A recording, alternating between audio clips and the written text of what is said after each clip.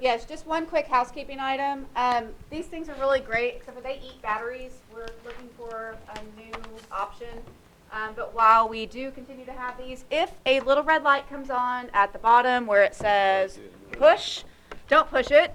It's actually alerting you that your battery's about to die. Brandy. So if you happen to see the red note, the red light, raise your hand, and Brandy will come and replace the battery. We need somebody named Roxanne to do that. I'm going to throw it to Put out the red light. Thank you. This is causing people to get delirious. Okay. Amen. And I do believe Brandy also recognizes that because it's a long meeting, you guys might need some sugar. So she's got some sweets on their way. Yes, we might make it. Rev us up a little. May not be strong enough. And just because we recognize this is important, we went over some items that we may just ask to be moved to our next meeting, so we can talk about those as well. So that we can really, because I know some people have schedules they have to get out of, and this is just too important not to do. Right? So, okay, Frank. Thank you, Madam Chair. I know everyone's hankering to talk a little bit more about non-voting members. Let me run through the comprehensive changes, referencing the draft you got that had everybody's comments in it, the last draft, and let's make sure we're all on the same page. As I understand it, we're not going to be voting. We're not, I don't see that we'd be voting on this today. Yeah. So rest assured, you're going to see language again, but let's just make sure we have an accord on what that language is so that we don't have to go through this a second time. Let's start in the definition of non-voting member, which is Article 1, Section 3J. You know what would be really helpful if you're going to point out to anything in this document, just tell me the red page number. Oh. He doesn't have that. No! Okay, that explains why this has been so difficult. Here, I'll give him mine. I Everyone. Well, unfortunately, I've got all my changes. Of course, yeah, no. Anyway, I'm understood. sorry. Look where it says J, non-voting member. Can you see what that is? Yeah. Page 12. I'm here. Okay. I didn't realize we had a technology issue going on here. Technology is cheaper. Okay. The first change we're making. Page 12 with the red numbers. Oh, good. Thank you. Thank you, David. Okay. Page 12 with the red numbers. Okay. Speaking my language. Simpatico. Okay. Definition of non-voting member. This is what started this down this path. This is the reference again to the old reappointment stuff. Now what we'll read is authorized pursuant to these bylaws to appoint one board member because blah blah blah. Okay. Next change, and this is something. David caught this, and it's a great catch. When we later get to our description of the major decision approval vote, we talk about the criteria. Well, as I understand it, one of those criteria that we're all anticipating is the 17,000 or more population. Am I correct? Mm-hmm. It's not really set out anywhere in J as a criteria. So what we propose, again, subject to you seeing it in the next draft, we think there should be a 3 Romanet with a population of 17,000 or more.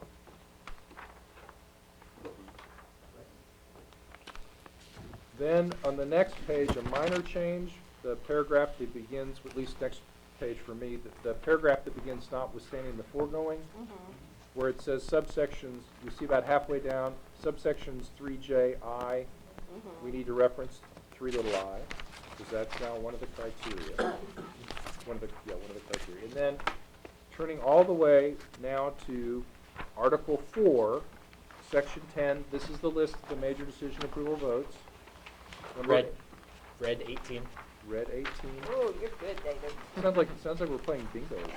Okay. So then 18, because we've added that reference to the 17,000, this now I think reads pretty well. I would just have it say the authorization to change the criteria regarding non-voting members under Section 3J, I, 2I, 3I. Yes, ma'am. That works for the 17,000 and above, but what about the small cities?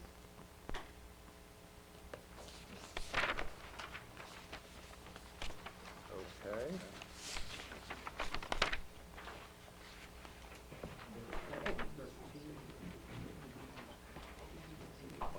it's in that,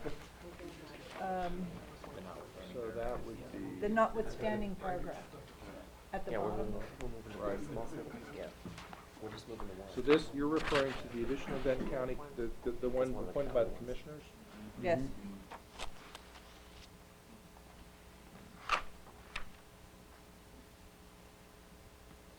Is there any objection to including that? I need to have some clarification. Because I know for the under 17,000, or the over 17,000, we're saying we want cities, and these 6 cities that we listed, to be those 6, and this is the criteria, Five. 17,000 or more. But on the small city, we've got 2 small city now, so we're gonna have 1, so you want in there that it does what? That there'll be 1 small city? Well, it'd be nice if it were 2, but it doesn't work with our thing, so yeah, it would have to be Okay. 1. Yeah, so you're just basically saying, we're gonna guarantee the 5, we wanna guarantee the 1. Yeah, okay. Yeah, I'm just gonna add another Romanet, one that's between 500 and 17,000. Okay. So I think we're up to Romanet 4. Or, Thank you for catching that. This is the only place you can say Romanet. That's true. I got a room full of lawyers. If I can't use that word here, then I'm at to strike it from my vocabulary. It's like fenestration with architects. Yeah, Leave it fenestration. there. of course you would, just leave it there. Okay. All right. What we were talking about was the comment from Mr. Miller about speaking to the reappointment. And let's be sure we're all talking about the same thing. The insert that I've suggested here, that you're welcome to use, part of, none of, is referring to not removing a seat on the board, right? It's talking about individuals. Board members are alternates, qualified to serve under applicable law, their ability to be reappointed, and then I threw in this thing about no term limits. You don't have to put that in, you could put part of it in, but if you want to be talking about reappointment, that's one way to do it.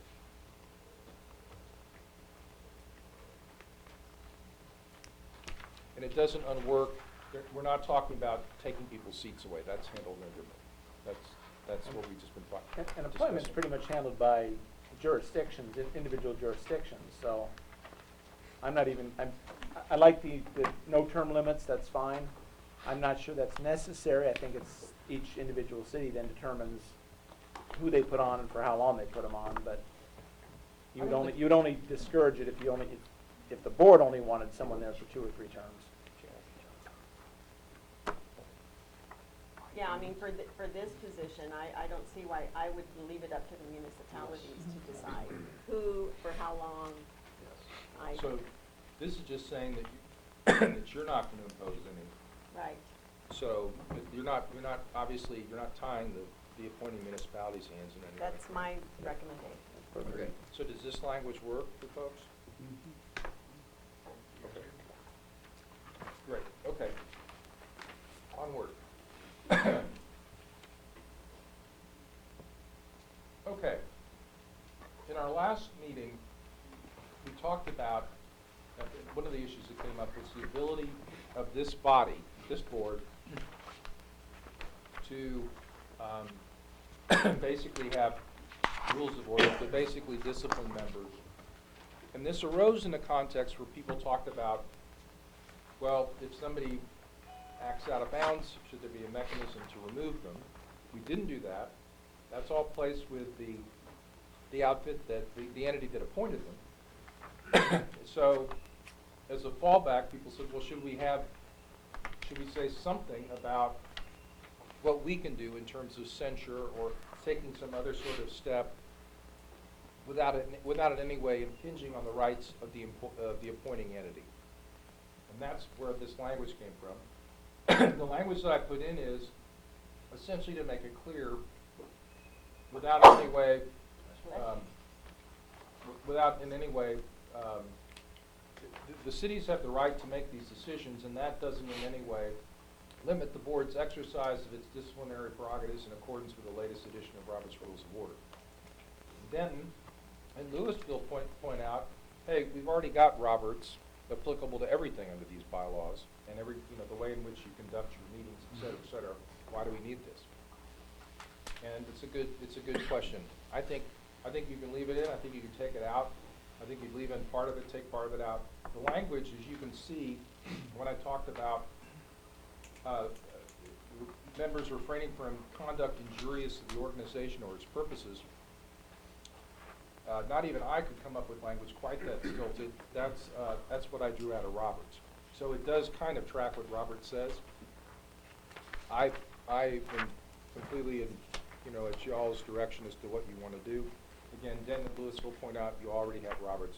I think you take it out. I think it's redundant, and I don't think it needs to be in there. And I would say, I like it in there because although it is redundant, I don't think everybody knows Robert's rules and can cite them word for word. And it basically just gives attention to, rather than just assuming, well, it's in Roberts, okay, but where? I mean, it just kind of gives us, hey, we're going to talk about it. If this situation happens, this is how we're going to handle it. The one argument that I can conceive, that's the argument. And what I would build on that is to say, you don't want the fact that you have made it very clear that decisions about removal and reappointment is you're abdicating any sort of role at all in terms of proper conduct of your members. The fact that you basically acknowledge that's all on the appointing entity, you don't want that misread as saying, so We don't have any. you don't have any, So I could see going either way.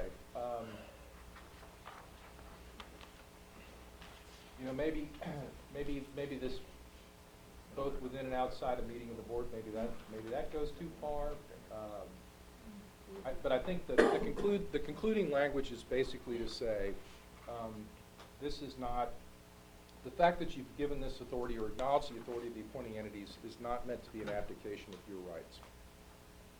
But I can go either way, honestly.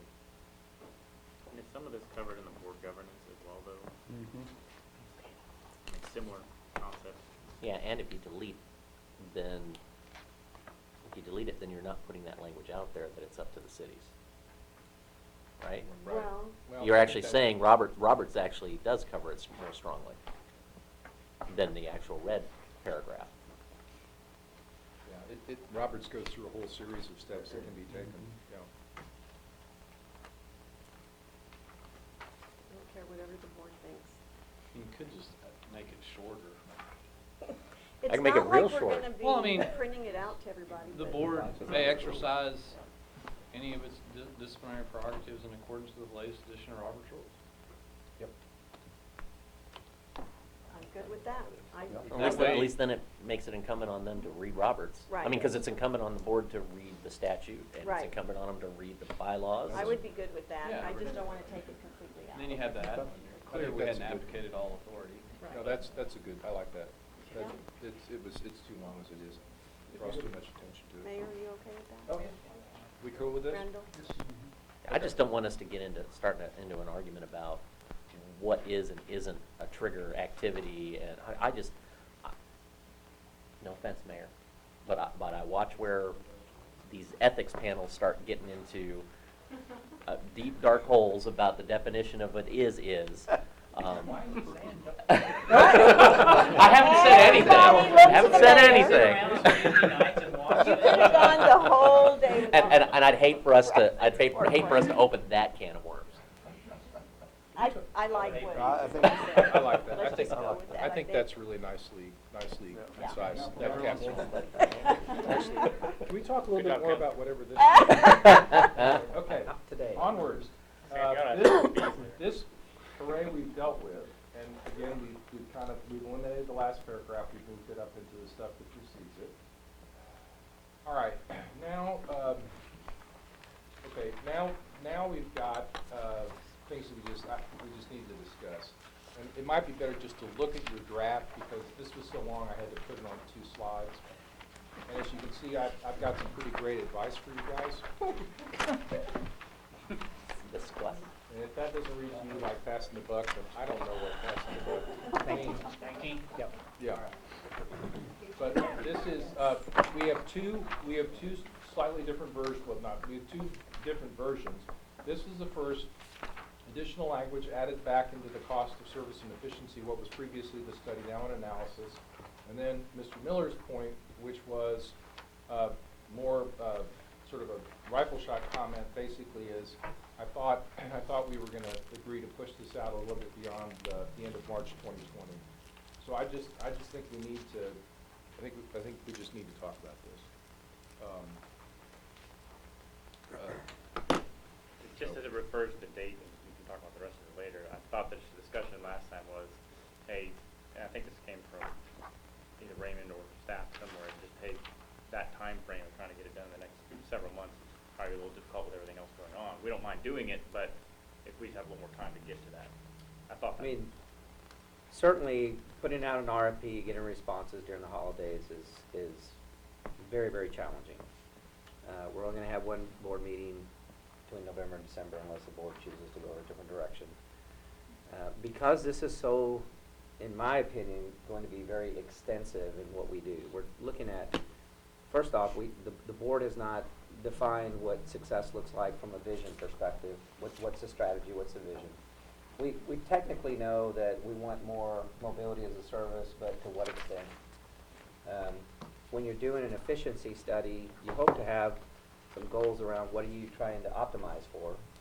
And logically, when we go out and hire a consultancy to look at this, we probably want to understand their approach to things. A lot of them, having worked with the Accenture and others, very large firms, is they tend to want to kind of do an analysis of what is current state, identify how, come back to the board, make sure that we're aligned with our goals and objectives, and then create a process in which we transform the agency. And you almost need to do it bottoms up when you're looking at the types of services that we deliver today, what are they going to look like in the future with technology, how do those affect processes.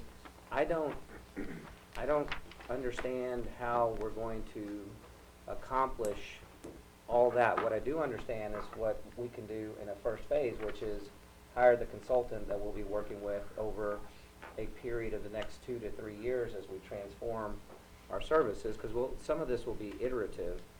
But I think trying to hit a 6-month mark, I certainly would want more definition from the board and from the cities what the expectation is to have by in the 6-month time frame, because the transformation and analysis and processes that I've been through usually take much longer than that. I just don't see them being done in a 6-month time frame.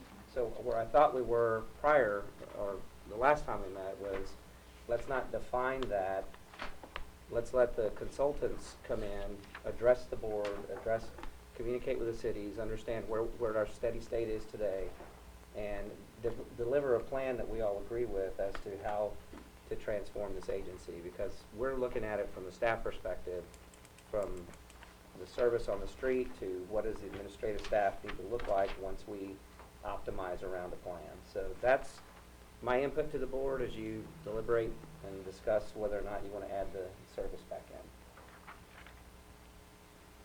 Well, I'll tell you, I do this for a living, a bunch of these.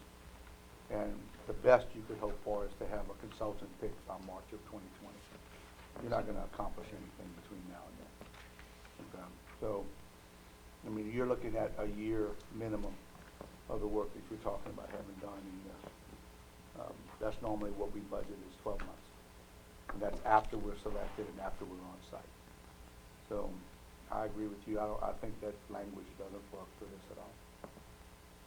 And once you've done that for a year, then you have to think about whatever transformation you're doing and how long in this industry it will take to realize any of the changes or the effects of those changes.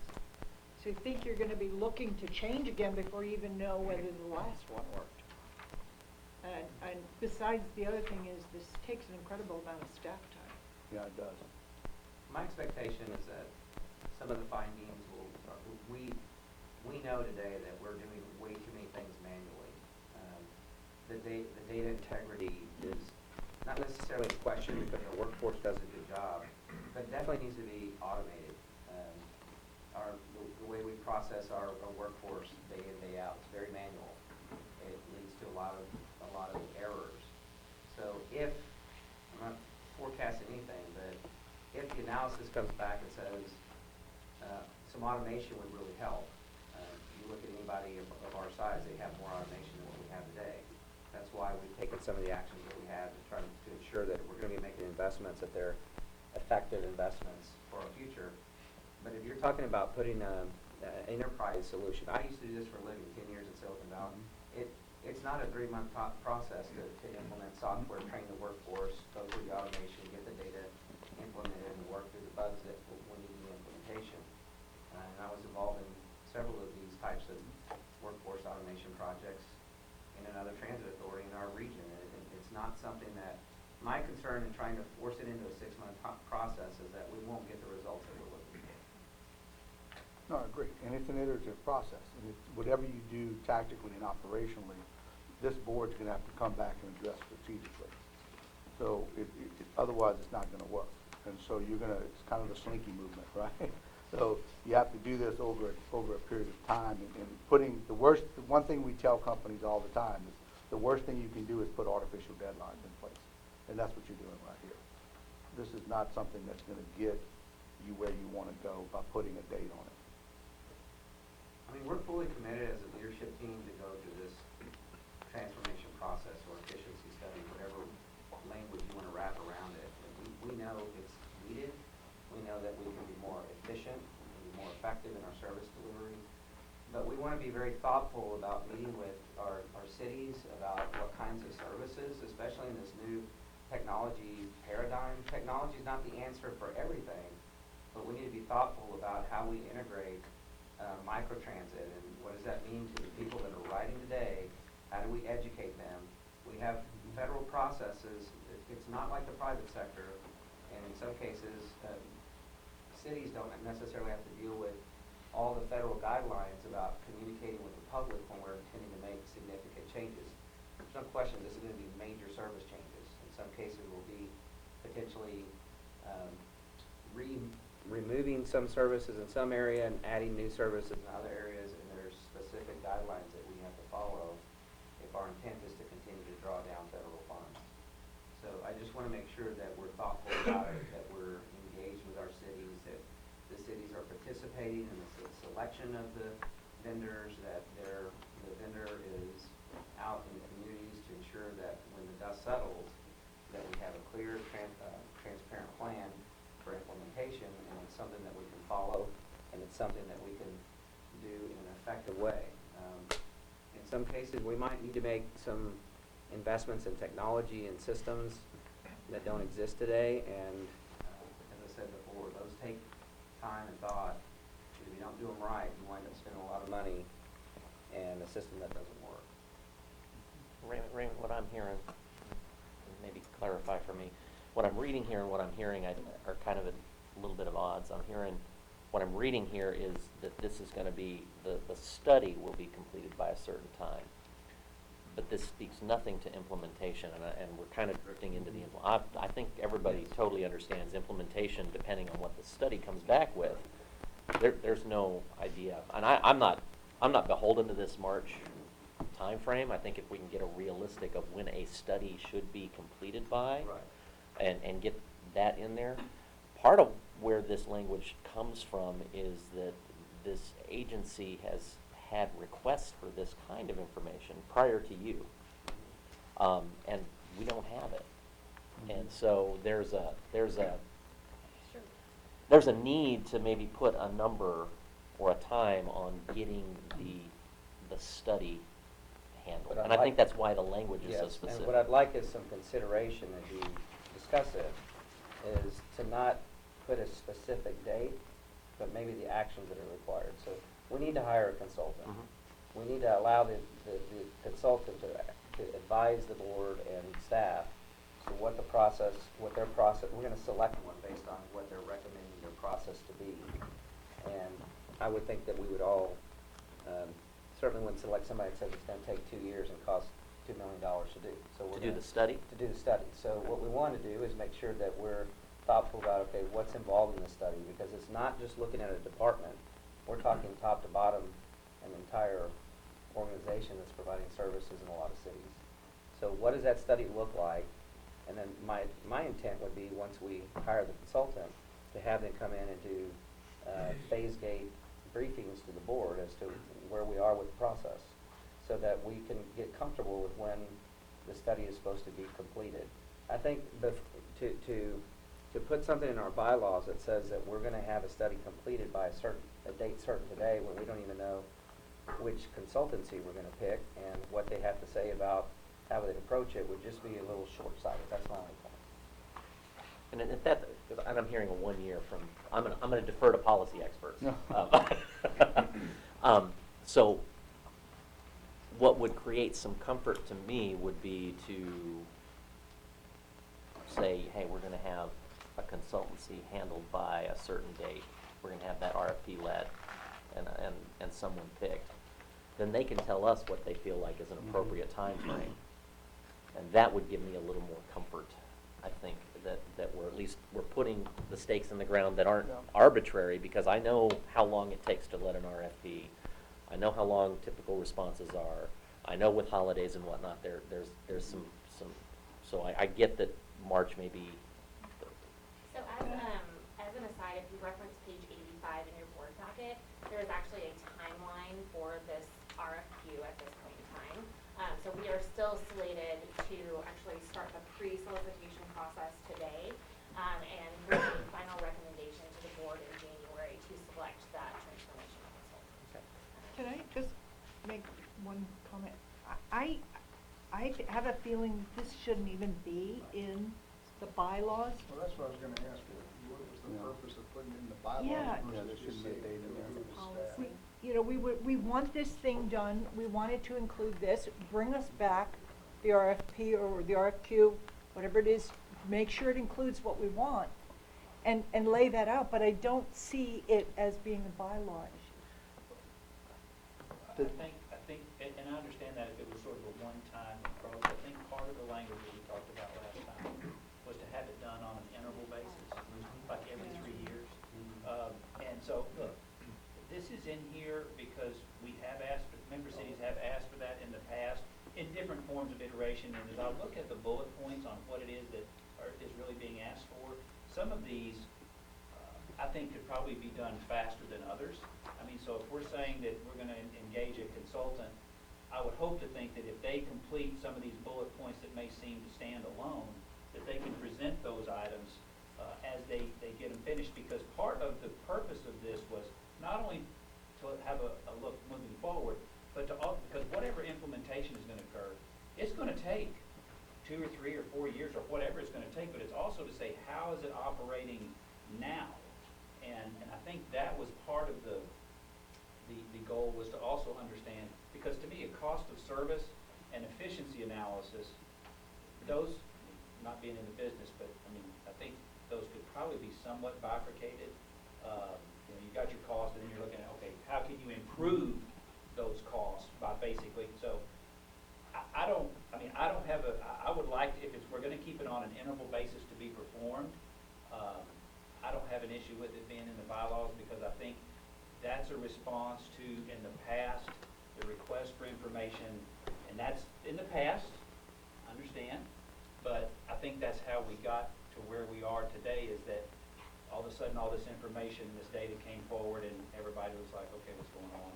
And we're trying to have an idea of, so I would rather, I understand, totally get, and don't have any disagreement that on its face, it's really not a bylaw issue. Absolutely get it. I think from why it's here to begin with and the interval time basis, I'm comfortable with it staying in there. We can always take it out. But I think we need to perform these ever so often. And if we are going to have an interval kind of report that's required or that is desired, Maybe instead of complete, put initiated. Yeah, I think the issue, the major issue I had was just having something in the bylaws that has one date specific, and it's not an ongoing date, so it really, and I don't know that I can't sit here today and until we get the consultants on board and tell you whether we can hit that date or not. I'm hoping that we can. We can certainly Well, we select can't- one by then. We can't promise when someone else will do something. That's what this is. Yeah. It's kind of, I mean, What's being absurd asked? on its face. Yes. And that- What's being asked to do the analysis and all that? And I don't Mayor, mean you and I have had because this of the conversation, I deadline. agree with you. I think it's a healthy thing for us to do, to look at our services on an iterative basis. No, I'm just saying, you can't say we're gonna have someone else do something and then promise when they're gonna do it. Is the main issue the date? Is that it, the date? I don't have an issue having some flexibility on the date, and even if it's, you know, within so many, by the end of, when we get to our, or, I'll just be honest, we don't have it in there, that's fine, but I think the board is gonna really stay on top of, because I think this is something that's very important to this organization, and it's just really easy to, I mean, I Why don't understand we the just pass a policy. resolution that we're gonna get this let by, that gives staff direction, to get it let by. Yes, Yeah, I don't have a problem with taking the date out and creating something that says Yeah. consultant will be started and work going by, you know, mid-2020. Kind of to go back a bit though, just to give some history, this language was originally placed in the statute. That's how important that was. And- This one? Yeah, the language of, The proposed. what the proposed original language. language, it was proposed to be in the statute. And so some of that conversation was, well, maybe in the statute, but that was the level of importance that we affixed to, that this has to be done. So having it here is That to be done initially, or that to be done on a recurring, yeah, on a every recurring. 3 years now? Well, it was smart to take it out. So, yeah, no, and so, but my point being is, to move it down into just a policy would also, I mean, now, I feel like we're pushing it, like, so. What I would do, my recommendation to you would be that you take out, you leave everything you have in there, because I think it's fine, except for, I would take out the first of which shall be by March 31st, 2020, whatever. I would just take that part of the phrase out, okay? Because leave in there that you want it done every 3 years, leave in there that it's going to include these, but not limited to that, right? It's an ongoing basis. Chris, to your point, if you got a good consultant, and they start first quarter of the year, they're gonna be presenting to the board at least once a quarter on everything that's going on. It's gonna be iterative, so you're gonna have things that get done quickly. You're gonna have things that are gonna take a longer time. But the idea here, what I'm hearing, is the idea is you want one done now, you know, want one started as soon as you can, and you want it done every 3 years. And I think that language, if you take just that one part of it out, gives you what you want, and then if there's, to Sam's point, if there's, you know, if the Raymond drags his feet, then come up with a resolution censuring Raymond for not doing what you asked him to do. Well, and here's the thing, we could censure board members for not doing what they were I'll write supposed to you be this doing. letter. But the issue for me is that this information will be from what our previous board. We have not even had our strategic planning session to talk about what this board wants. So we're actually asking them to do a study on what the previous board had agreed to as far as, you know, contract services, all those things. Because of the way things moved with legislation, we've not even had our strategic planning session. Okay, I need to understand, I'm a little confused. These bullet points that you're talking about, you say it was the previous board who developed those bullet points? I thought this whole efficiency study. I'm not saying that's not what I'm saying. Oh, okay, I just wanted to make sure, all right. No, that's not what I was saying. Okay, all right. What I was saying is that we're asking to do an efficiency study on what has been, not what, we've given staff no goals, objectives, other than trying to do something like this. For me, it's like putting the cart before the horse. We've not even had our strategic planning session to let staff know, in my opinion, what it is that we want to do, and then let's be evaluated on that. So that's just my opinion. Let me add a little bit of additional information. In general, we understand we need to be more efficient in moving people around. It's costing probably too much money to do what we're doing, and we're not carrying enough people. How we do it, it's not just saying, let's go get a microtransit provider. It's designing the service and having your community involved in that as to, well, what does the service look like moving forward? And that conversation really does need to happen thoughtfully with the cities because it's your service. So we might bring in, I'm not gonna be, identifying any particular vendor, but modes of service. There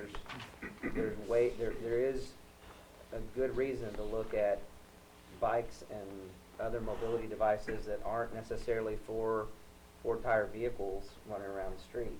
And I'm hoping that these consultants working together between a mobility consultant, the private sector that provides these services, and this transformation consultant is gonna define what our service looks like. What I think you're saying is, if we're just gonna, if the direction is go do an efficiency study, they would look at how we deliver service and see if we can do it more efficiently.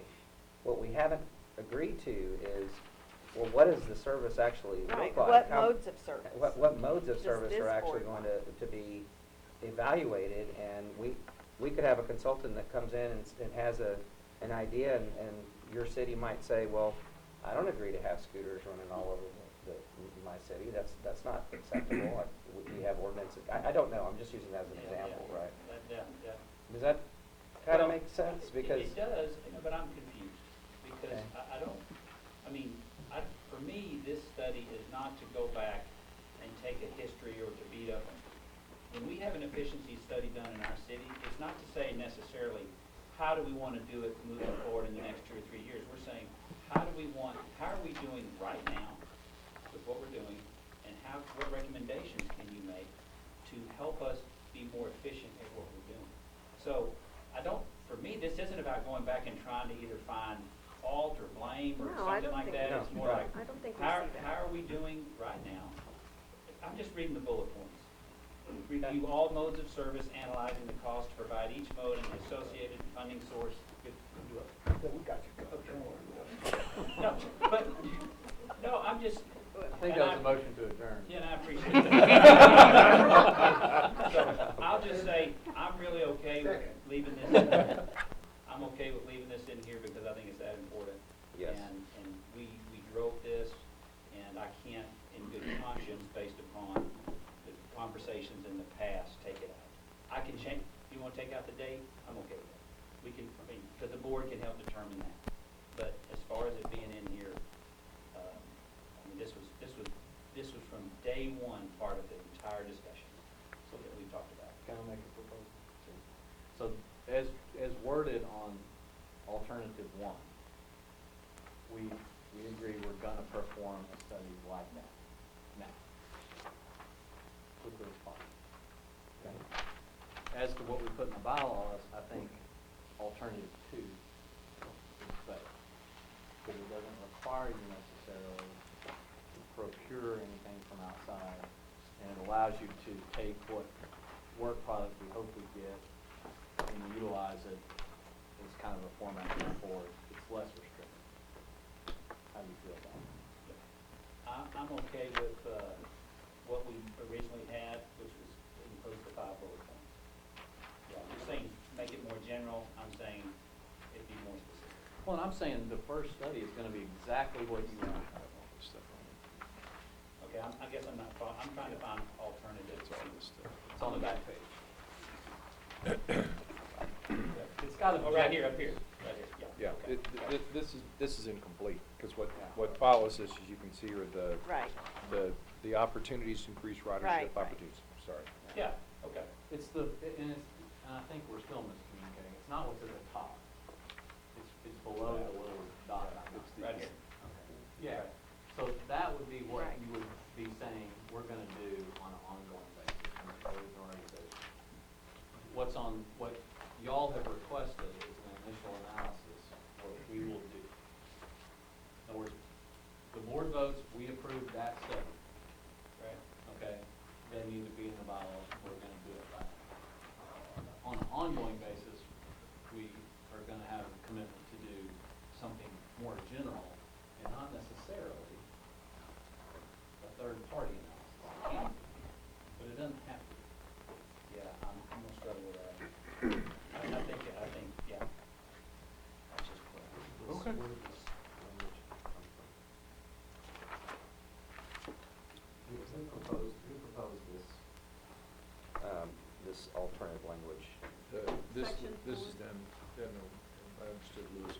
Not that one, the alternate. The opportunities That language.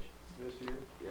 That was Mr. Miller, but see, this slide's Sorry to call incomplete, you it's out. got all this stuff Well, here. just from the original that was already in there, all I took out was the date. Because that's what Right. we had, Yeah. that's what we had talked about Right. before, and then now it's being reintroduced. Got it.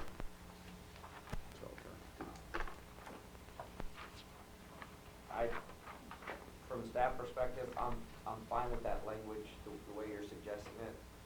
The biggest issue I had, because we can, this board, if we're not through with the implementation in 3 years, you can either vote to extend that date or do something different if you want, or well, let's wait another 12 months. Let's finish the implementation, and then let's get to the next one. But I think if it's that important, and it's always been in there, it's been clear with us, consistent with the RFPQ, whatever it is that we're doing. Yes, we And used these specific bullet we're okay points with in that. the RFP. It's just, I don't want an arbitrary date.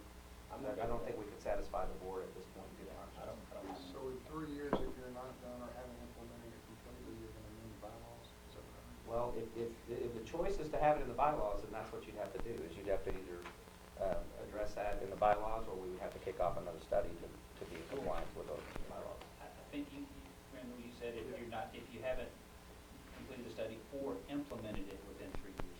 I don't know if implementation, it's just saying now what you're saying is if you finish the study in 2 years and you're in the process of implementing, Right. what's the point of having? Exactly, that's it. And that's my struggle with this one. And I think I mentioned last time, transit, because it's a lot of human behavior that has to be If you change the bus redirected. route, and you're used to getting on that bus route, now it's either down the street or goes right down the street, it just takes people a long time to. It can take them up to about 1.5 years.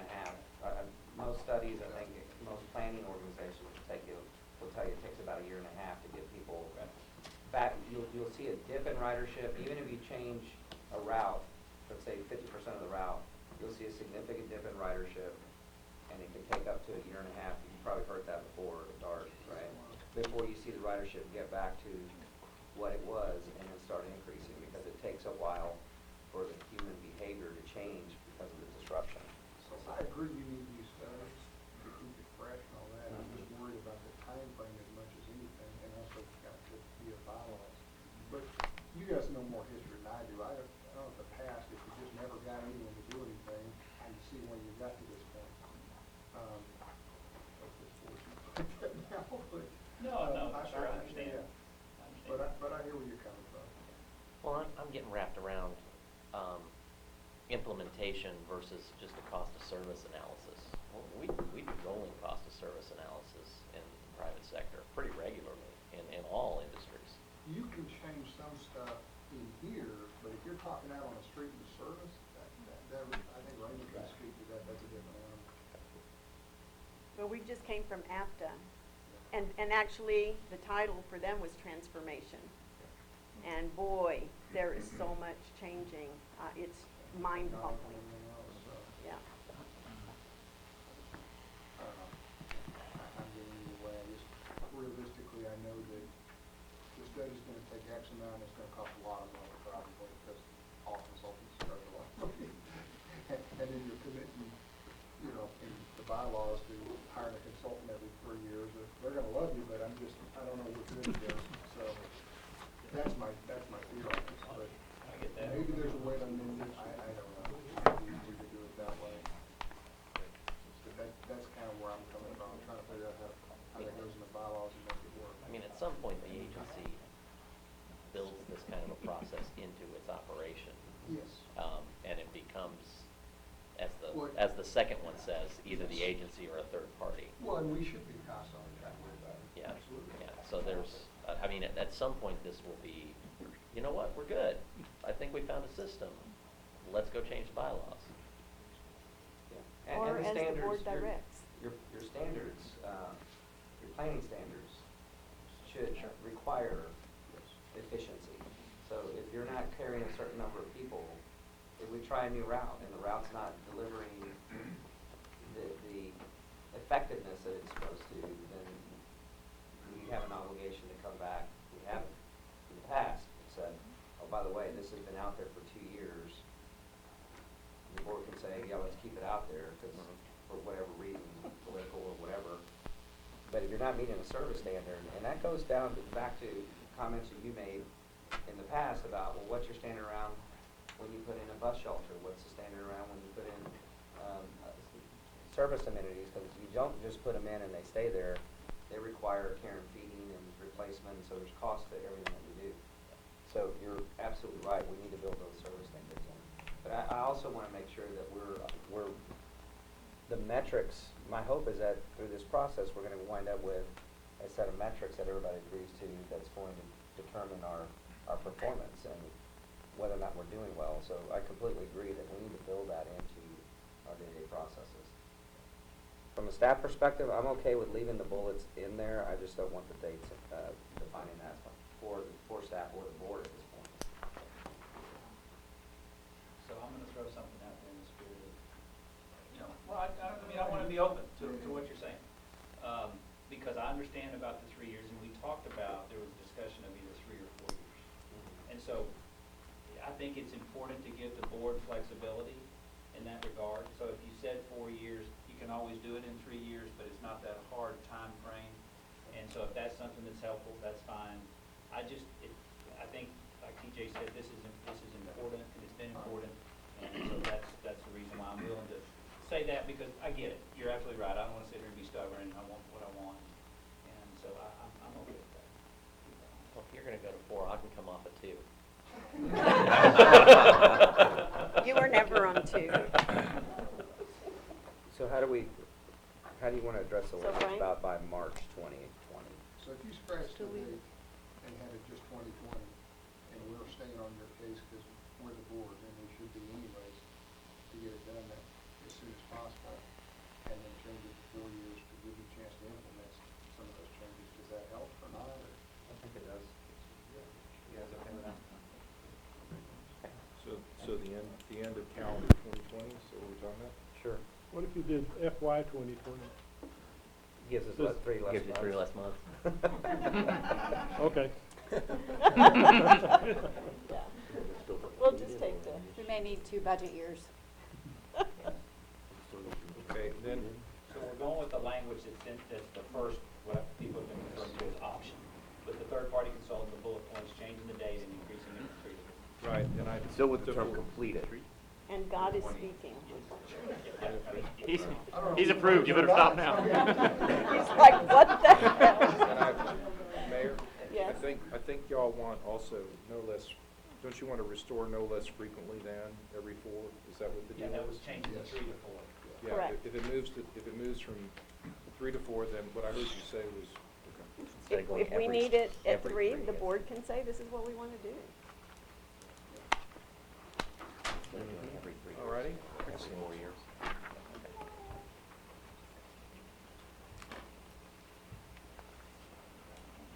All right, there are again 2 versions of this. This is the issue about non-voting members being admitted to closed session. This is then Louisville's proposal, as I understand it, which would, we had carved out voting member executive sessions. These were things that only voting members could attend. But by sweeping this away, there are corresponding changes where non-voting members would not go into closed session. And this is Mr. Miller's comments, which are basically, we need to understand this a little bit better, and then also making comments about whether it was right to exclude from real property discussions. And so those are the 2 options there, and this is our last change. So since I've got 17 minutes before I got to get on a conference call, the first thing I'd like to ask is, what is the reasoning, what is the justification for not allowing the non-voting members, those who are supposed to be here to consult and advise and to give some of our expertise in history, to not be involved in executive sessions? What is the reasoning and justification behind that? So I'm going to ask just a follow-up because I'm curious because there seems to be kind of a disconnect. What what happens in executive session? What's discussed? What's your perception of what is Have to go in discussed in an executive discuss session? that, or- I don't say it's perception, we've sat in multiple executive sessions. Okay, We've so talked about- that'd be great. We've talked about property issues, we've talked about legal issues, we've talked about personnel issues, just a variety of things that, you know, are specific with the attorney that is part of the direction of the board and the organization as a whole. Legal advice, property, personnel, probably the three biggest ones. The three That's biggest it. ones.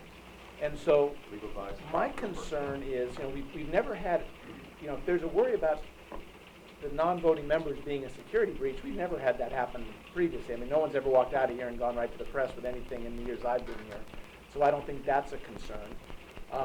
If- I have empirical, not going to the press, but I've heard material from the board. You might have as the councilman and being sent to by your representative here, but Okay. my biggest concern is if you really expect the non-voting members to provide our input, to provide our expertise, to really be advisors, we need to see the whole picture of what's going on. Some of us have been here 7, 8 years or more, we understand what's going on, and we're gonna participate in finance committees and services committees, and make discussions and work on direction together. And if we don't see the entire picture, if we don't see the land acquisitions that may be in the process down the road, if we don't have some of those issues that we have some awareness of, how can we really advise properly? How can we do what you want us to do? And that is to be advisors, to provide some of our input and our expertise. Do we need to be involved in personnel issues? Probably not. We integrate, you know, we work a lot with the folks. We work with Raymond all the time, so we may have some insight that you might find helpful. We know we can't vote out of any of that. We just want to be able to use our expertise to provide some information. To exclude non-voting member cities from executive sessions, it just seems like it's not efficient. It's not the most, providing really the best information to the board members that are actually making the votes and the decisions, because we may have some expertise and some ideas and some suggestions that is what we're here for. I just am concerned about being completely excluded or pick and choose excluded from executive sessions. If you want to say, yeah, not involved in personnel issues, because Raymond really doesn't report to us as much as to the voting members, great. But as far as some of the other areas, the legal issues, the land acquisitions, the other items there, I'm really concerned about not being involved in there as far as being able to give you 100% of my advisory role. Mark? Agreed. Oh. Well, and beyond that, I guess, okay, if you want to take it a little further, I think some of the issues last time, I think Sam maybe you mentioned it, I'm not trying to call you out, just I think. you No, go mentioned ahead. There was some, I there was reserve some the right to concern change my about, mind. yeah, if we would, because you guys have had experience on the government side, the municipal side of, yes, certain things get said, or there's certain executive sessions, and somebody goes out and talks to the paper or does something that kind of leaks it, and if there's some worry that maybe that would happen with something like with us, that we would do that. I guess, again, back to Alan's point, we've never done that, but sure, it's a possibility. I guess I would be more concerned on the opposite side, the flip side, is we have currently serving council members and potentially staff members that work for those that are in those executive sessions that also might have those things come up in front of their city councils. When you're actually voting on those things, it could be things that we're talking about in here that may be an issue, and we want to make sure that that's even more concerning to me than the fact that we're here. We're not actually on any of those councils or anybody else, but you guys would have to recuse yourselves, in my opinion, on some of those votes or things that might go in front of your own council. So I would have more issue with the fact that currently serving council members might be on some of those things that might go in front of your actual council too, because you get information from our meetings here. Does any other transit board do this? Is there any other transit board that has non-voting members?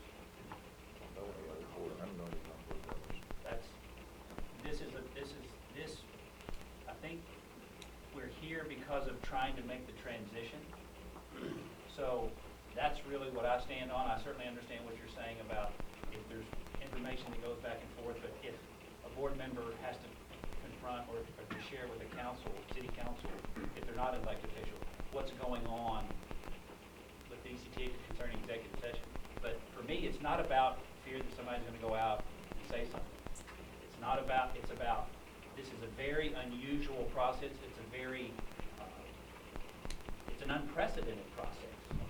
And I think it's unprecedented because of us trying to find a way, as we make this transition, to make it as smooth, maybe not be the right word, but amenable as possible.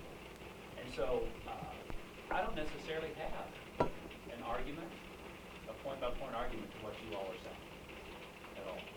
I do know that in city council, we have advisory boards, we have advisory panels, and they are not included in our executive sessions. We have people making recommendations. So I can't, I can't really argue against what you're saying, but I'm just saying from my perspective, this is a very unusual precedent. It's not done anywhere else, and I think it's because of how we've structured this. And unfortunately, that's just sort of where I land on this, understanding exactly what you're saying. But I know that when I was mayor, we did have advisory boards that did participate in executive session, particularly when we come to EDC. And that's really the kind of thing we're talking about. And I think that it is different. You're absolutely right. This is a totally different thing, and it's unprecedented. That doesn't mean that it's wrong the way we're going or what we're suggesting. Also, we are considered board members. Therefore, one of our significant roles is to represent the board in different situations. If you don't understand really what's going on, you can very well misrepresent the board. And that would be more damaging, I believe, than something you might say. And we've all been on the board for how long and have not necessarily conveyed things that we shouldn't. I mean, we all understand executive sessions, certainly from being a mayor I do. But I think it's really important that we have the picture so that we properly represent the board in the region. And as I said at our last meeting, yeah, we are different. And our legislators tremendously supported that. So much so that Senator Nelson, after things had gone to her office, made sure that she changed that DCTA may have members to shall have non-voting members. And again, I go back to the quality of non-voting members that we have. Just all of y'all's backgrounds. And for me, a good example is Corinne. Corinne had been involved in these discussions, and I think that helped basically say, to understand where we're going and those things that are done in executive session, to help them understand, is it something that could fit to their city? Look, I mean, as mayor, I had council members that went in and talked about stuff. I went to a Mexican restaurant and got sick on Mexican food, but that didn't mean I never ate Mexican food again. The thing is, I think the caliber of people that these communities would appoint would offer so much. And in fact, it was what I had said last time. If we call them advisors, then to what?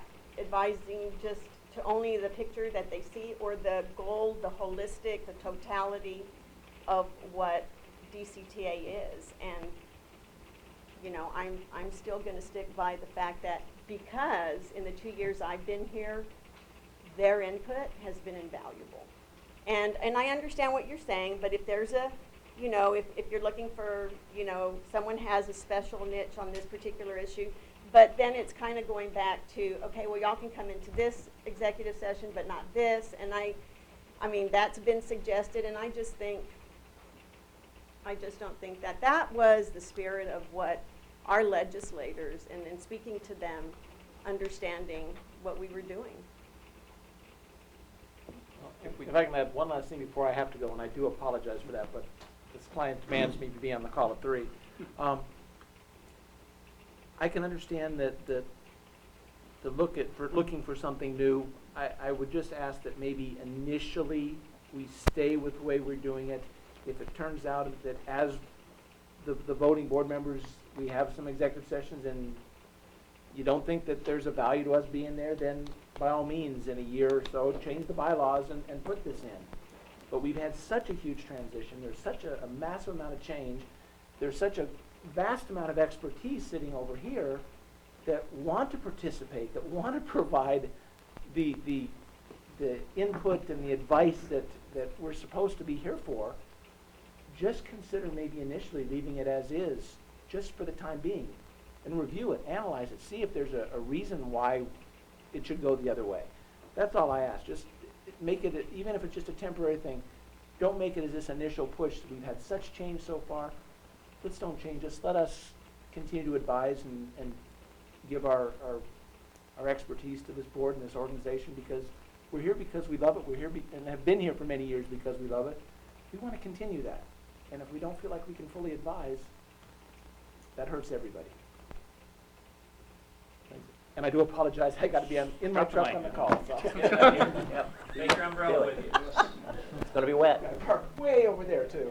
Well, I don't like the piecemeal part of this. I mean, I think you gotta be in or out, because it just, and also this, we can vote occasionally and we might not, and I mean, that doesn't resolve anything. So I think we just gotta decide whether in or out and, live with it and go from there.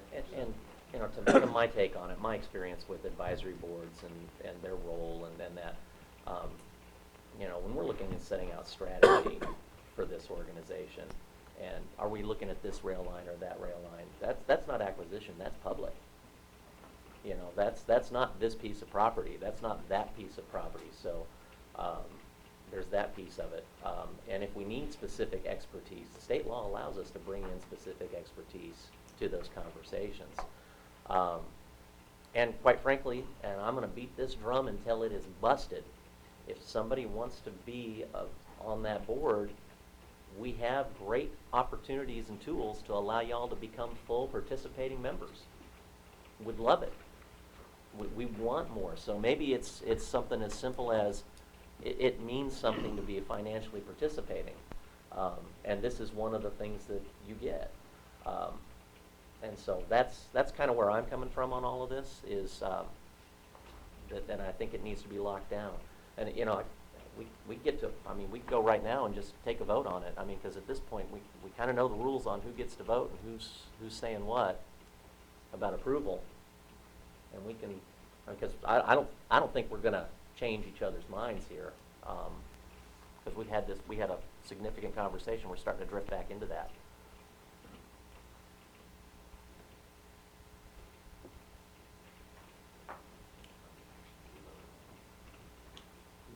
Was that clear direction or not?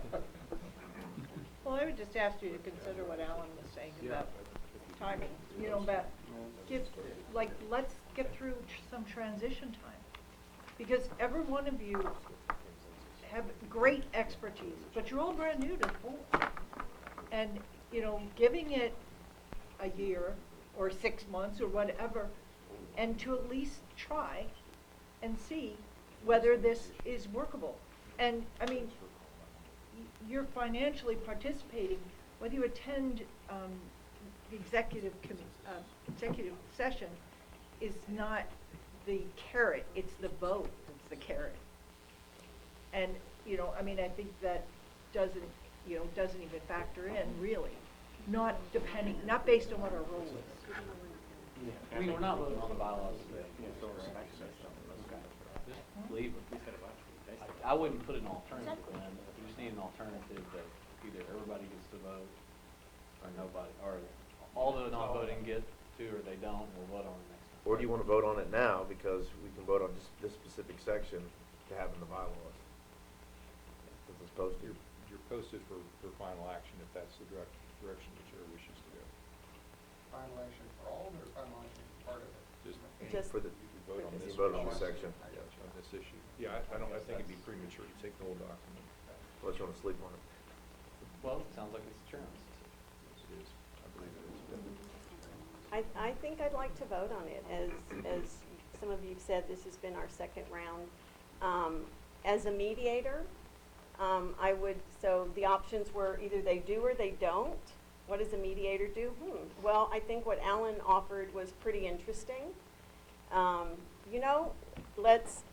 Let's do it for the next year and see see if, you know, if we think that it's valuable or not, and then make a decision at that time.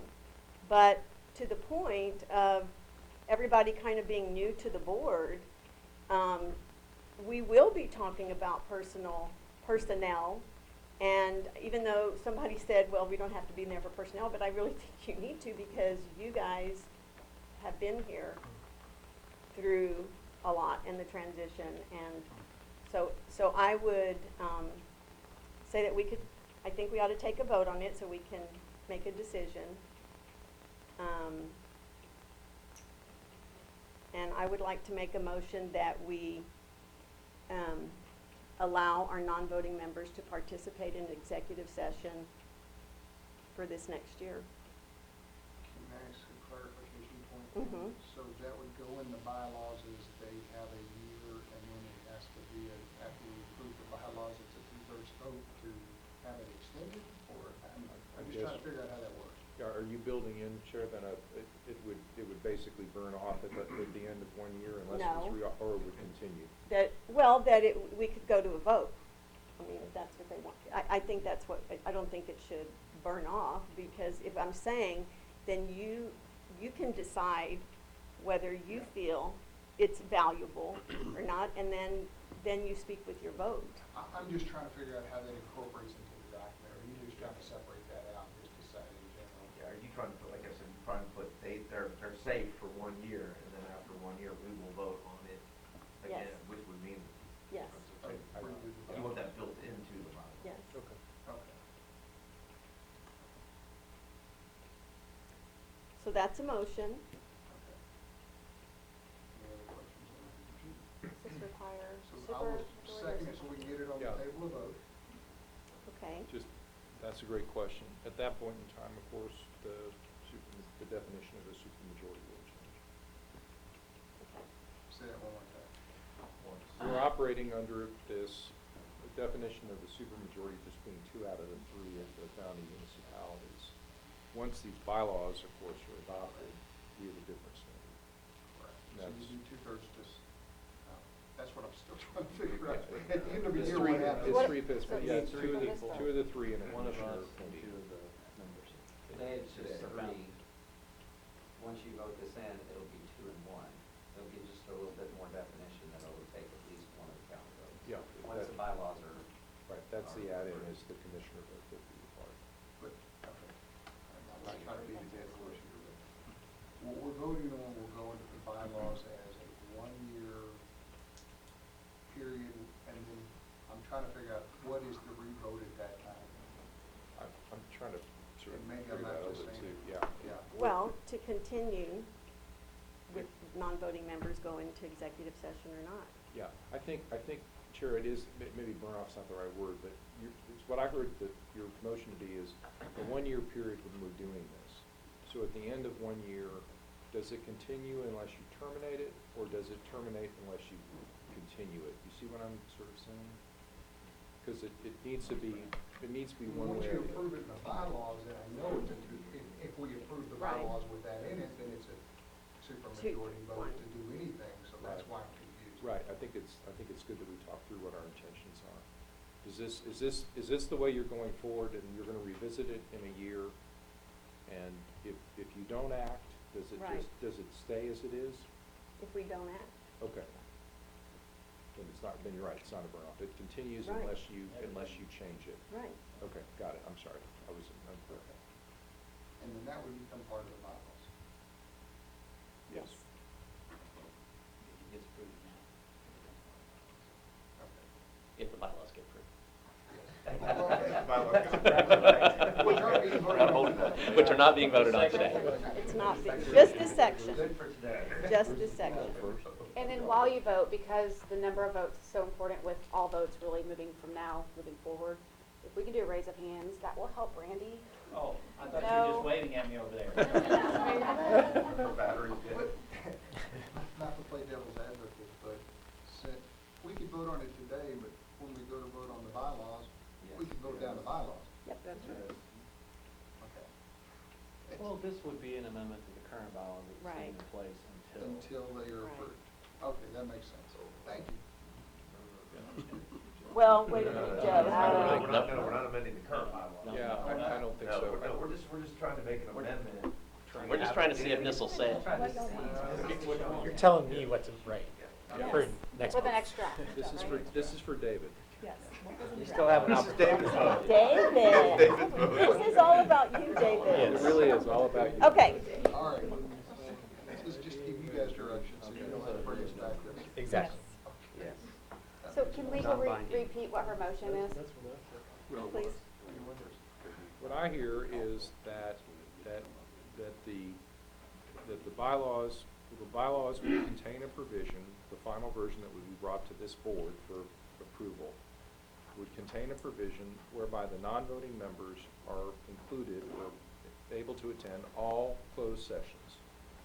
And that there be language in there to say that, that would, I don't have exactly explained, but it'd be the intention of the board to revisit this at the end of 1 year, and unless changed, it would continue. Is that correct? That's correct. And that change would take how many votes? That change would be under your new supermajority, so you'd have to get a majority, 3 of the 5, and you'd have to have the changes that you would have to have 1 commissioner's court appointee vote for it. So in other words, too, if this passes, then that means it continues on with them being in executive session unless a supermajority denies and changes that back to Right. whatever. That's correct. So it's an evergreen. So it- Yeah, Okay. yeah, and that's what I had backwards. It can vary, if it's a burn off or it has to be affirmatively reversed. That's the way I understand it. okay, any further discussions? Okay, so I have a motion, a second. All in favor say aye.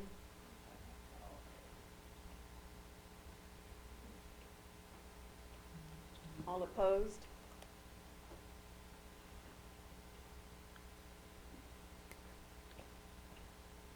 Thank you. Okay. So that Now- was a simple majority, so the 3 of the 5, so it passed, correct? Well, No, that just, no, that just died. No. It doesn't mean we it's haven't it's resolved it. deadlocked. Yeah, we haven't It's resolved dead- anything. It's deadlocked. So we'll put,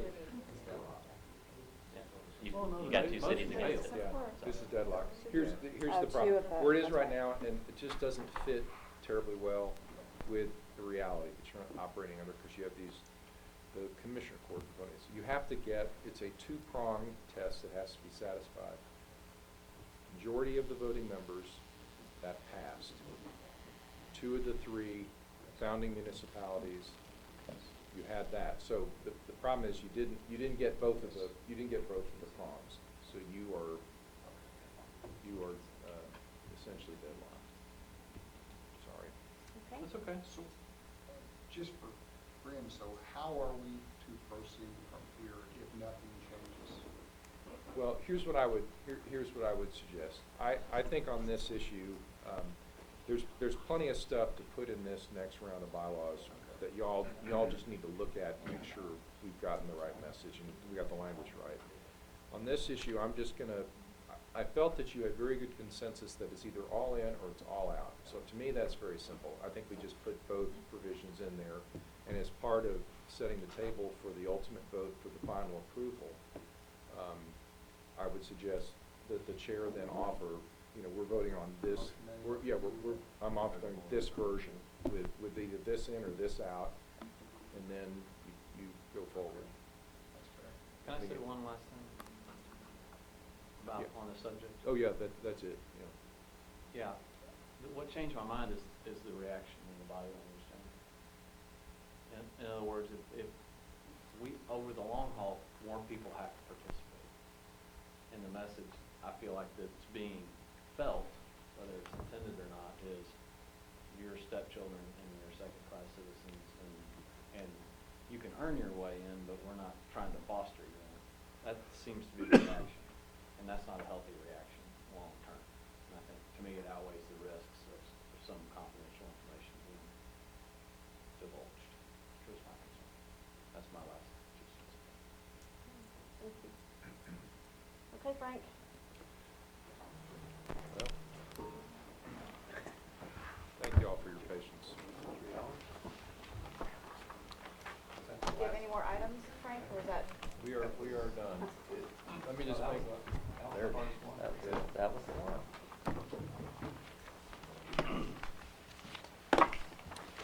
So next steps, Frank? I'm gonna, we're gonna get you a draft. I guarantee you a new draft of this document to the last drop of David's blood. We'll turn this around. I'll have a new draft out to everybody early part of next week, if that's soon enough. And this one issue will be open, and I'm hoping everything else will have language that reflects the consensus that was reached today. And Frank, for next steps, as it goes just for timing and everything, I would recommend a similar process with what we've done with today and getting here today. And so we anticipate taking the changes discussed today and incorporating the document, sending that out to you in a Friday email for review for a period of time, and then taking all of that and with a hopefully final iteration to come to you for the December board meeting for approval.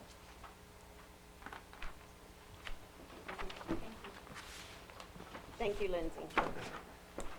Okay, so our next little workshop is our cost allocation model discussion. Raymond? Yes, let me introduce this item. I know this is a very important item. It is one of the 4 or 5 key things that our previous board and this board have been asking for, which was to provide costs by mode, by city, so that we could eventually understand where our costs are going by route.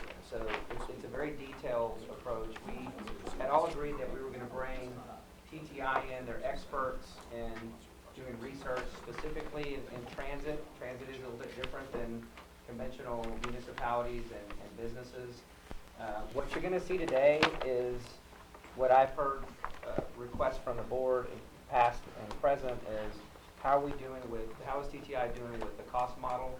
What you're going to be briefed on today is a draft.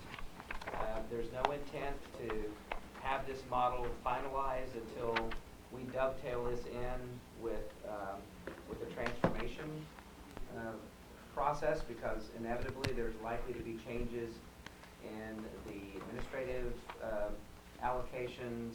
We want one to inform the other, but we've been working on this for a while. We wanted to make sure that the board sees this. We're going to continue to engage the cities. The cities will be part of the source selection committee for the transformation consultant. What Michael's here to do today is to walk you through how TTI, based on the research, the conversations, the interviews that they've done today, how they are informing and proposing that we consider looking at costs moving forward. Is that fair, Michael? That's very fair. Okay, thank you. You have 4 items at your place that are related to this agenda item. The first is a printout of TTI's presentation. The second large green sheet is the proposed cost allocation model framework. Michael will be referencing this during the presentation. The third is the sample cost allocation results by route. The final is a summary that breaks it down into even a more summarized level. So those are all at your place, and we'll be referencing those throughout the presentation. No, it's not. Good. Thank In you. fact, he's. No tests. Yeah. Yeah. Well, they said no test. I might still. Oh. Is it okay if I begin then? Yes, sir. Yes. Well, thank you, everyone, and I hope it's okay that I stand up. You probably all want to stand up after the long haul you all put here, so thank you for sticking it out. So today, as Raymond talked about, we're going to present to you our proposed cost allocation model, which is based on, it's been almost a whole year, slightly over a year of work, all told. I wanted to, I think you all introduced yourselves to each other, so I'll probably just, in terms of saving time, don't need to go through that again. I'll do a quick introduction of myself so you know who I am.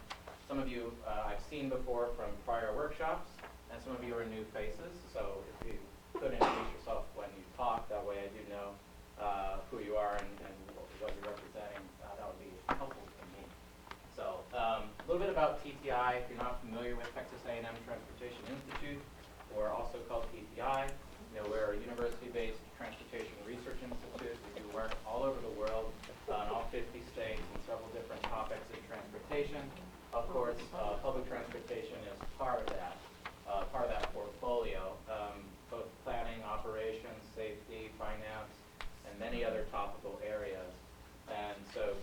pretty big institute, of which I'm a very small part.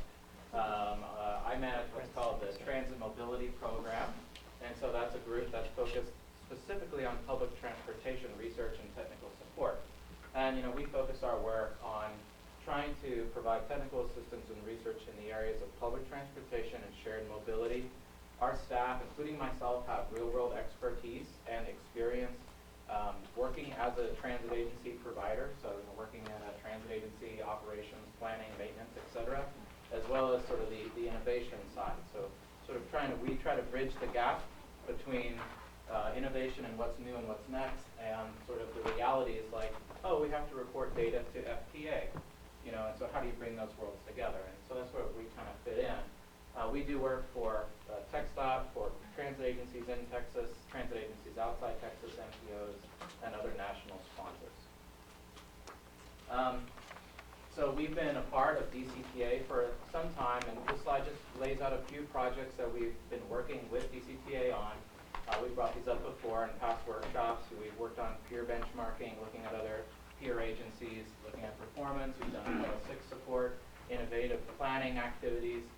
And then in the end here, what we're working on is, of course, this cost allocation model, which is what I'm here to share with you today. Myself, like I said, my name is Michael. I've been in transit for 11 years, and in research and project management for 13. And my specialty areas are in transit performance management and measurement and in innovation. My biggest transit agency work is from the Northeast, so don't judge me. That's where I did come from before I came down here. And I did work as a performance officer, a chief performance officer for the Baltimore, Maryland MTA. And so I had a lot of chance to really touch a lot of parts of a major multimodal agency from a large city. So that's a little bit about myself. Why are we here today?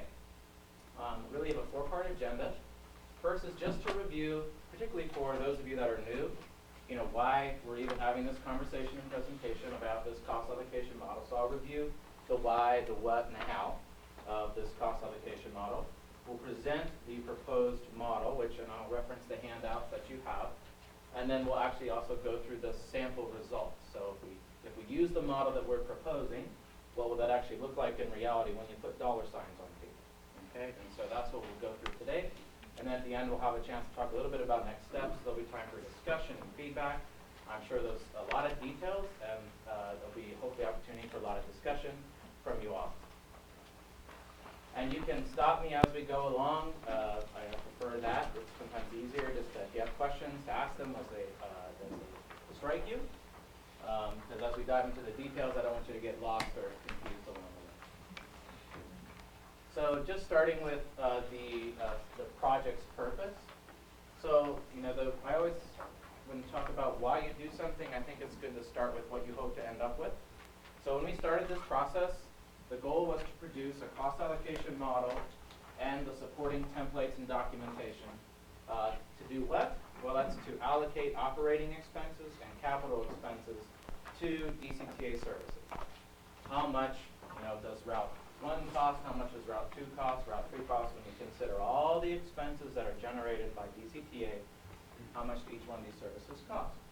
And also to allocate those costs to jurisdictions. So one of the other things that was when we first started was, okay, let's see how much the service inside Denton costs, how much the service inside Highland Village costs, etc.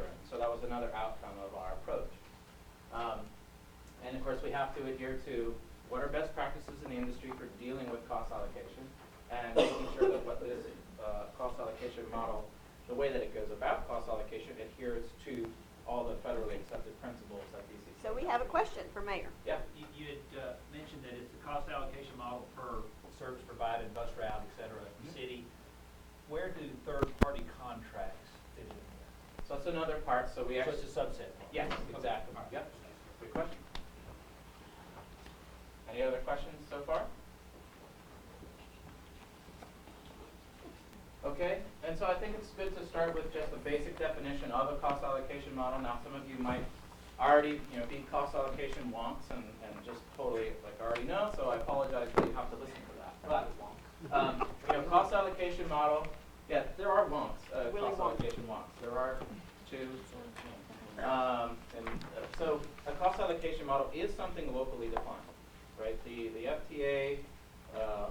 agencies do not lay out exactly the steps you have to take to allocate cost of services. It's something that a local entity prepares, on its own, following the principles by the federal entity, et cetera.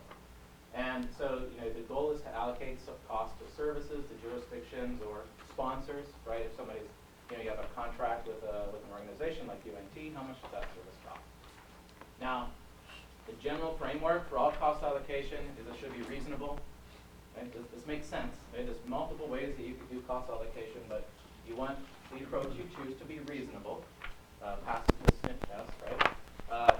Needs to be consistent, so you don't want to constantly change how you treat costs over time. You want to lay out how you're going to do this and pretty much do the same thing over and over again, which is why your cost allocation model should be replicable. That you could hand the guidebook, sort of anybody, and they'd be able to run the same numbers and get the same results, which means that the model has to be documented. How do you go about the process of doing the model? And those are the four, basic tenets of cost allocation model. We added a couple of other goals on top, which was one, try not to make the model overly complex. Now, as you see when we get into it, there's a lot of detail. I don't think it's overly complex, but it is complex. It's detailed. It's sufficiently complex to handle the complexity of DCTA. We wanted the model to be adaptable. So if you add a new service or a new city comes in or whatever, you're able to build the model around that, and you have changes there. And you'll want to make sure that it's reasonable again. If you're allocating cost of services based on units or variables, everybody goes, oh, that makes sense, right? That's why 2% of this cost goes here. Why? Well, because 2% of the service is there, right? And so we want to talk about those variables a lot today. There are some challenges unique to DCTA. Building this model up. DCTA does have a lot of complexity when it comes to the different modes, right, of transportation. You've got bus, fixed route bus, demand responsive service, you've got commuter rail, you've got lift partnerships, you have university contracts, multiple member cities, et cetera. So there is a lot of complexity just here. And so with that innovation in those specialized services, that is something that adds complexity to the model and is actually somewhat unique. Agencies are struggling with this right now, and DCTA, I would say, is out in the forefront of saying, with all these new service types, let's figure out how to handle them right under a cost allocation model. And of course, there's many jurisdictions and entities, both members and non-members, that are part of DCTA's service. And of course, that's one of the other complexities. So I'm going to keep going with the overview of the approach. So the approach that we took with building this model had several different steps. First, of course, is engaging the local stakeholders. That's you all. This is the third workshop that we held on this cost allocation model or related topics. Then we did data collection and interviews. So we collected data from DCTA. We collected financial data, service data. We interviewed basically every administrative staff person that's in this building and asked about their job, what they do, what their job descriptions. Right? We really tried to get an understanding of exactly how does the service work. We also looked at contracts and service agreements with UNT and NCTC or providers like Spare or others that are operating the on-demand service. So then we, of course, brought in industry best practices. That's what a university, of course, always does, right? We want to see what else other folks are doing when it comes to cost allocation. Then we developed a proposed model so we can test it, get feedback, see if it works. And then finally, we'll deliver that final model. Now, of course, like today, we are here in the timeline. We've got the proposed model developed, and we're here to present it to you to get your feedback, and then so it can be finalized moving ahead. Michael, let me stop you right there for a second. When Michael says propose a final model, that's his deliverable to us. My promise to the cities and the board here is that this is not going to be finalized until we're able to bring all this efficiency, the transformation process into this. Hopefully it'll go into this model. There might need to be some tweaks, and we'll have to task TTI to come in and revise the model, or there might be a different approach altogether. But we're trying to be responsive to the board over the last year, which obviously we've had a transition. This was requested of us, and I think they've done a good job so far, so I just want to make that caveat. Yeah, thank you. It's a good follow up on that. Because what you're talking about is in the future, sort of a model that we apply when we're looking at contracts provide some real-time cost, if we apply the model, whatever you determine it is, to current operations, then it helps us understand, are we under collecting or That's on fantastic work, yes. third-party contracts? In other words, yeah, moving forward, but how do we apply it to our everyday current contracts or operations to see how those are compared with one another? Is that my understanding? That's going to be Yes. one of the deliverables as well? In fact, he needed they had to have data to work with. So we used 2018 data because we were, as he was going through the process, we were in the middle of 2019. So we could put 2015, 14 data, we could put that theoretically through the model and get an allocation and see how it works. Okay, great. Yep, absolutely. Yep, thank you. Okay, so now we get into the fun part of the presentation, which is actually looking at the proposed cost allocation model. And I have this little warning slide. Now, I think what I'm presenting to you is nothing of what you just came through, working with the bylaws and all. So my details, now I feel like it's not that many details. This will be really simple for you guys. So, That's just what you think. I know, right? I have more False assumption, spreadsheets, Michael. I don't know, yeah. So just to warn you up front, our goal is to find that right balance between, the details and exactly how everything works, and of course not getting too far down in the weeds, but we're presenting you with enough of the weeds that you can understand what's growing in the garden. Okay? That's a nice metaphor. Yes, it is. Although you sure want weeds, right? You want good plants.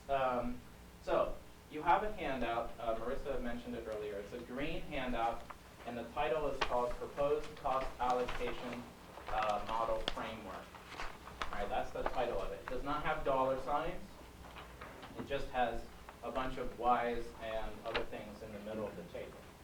And that particular handout is the framework, the guiding document, if you would, about the costs that we're going to talk about today and what services those costs actually apply to. And so I'll be referencing that document. I'll be looking over the shoulder here so I can follow along in the columns. But that's the document that you can follow along with as we go through talking about cost pools and things. Okay? Everybody found that handout okay? Everybody's good to go. Okay.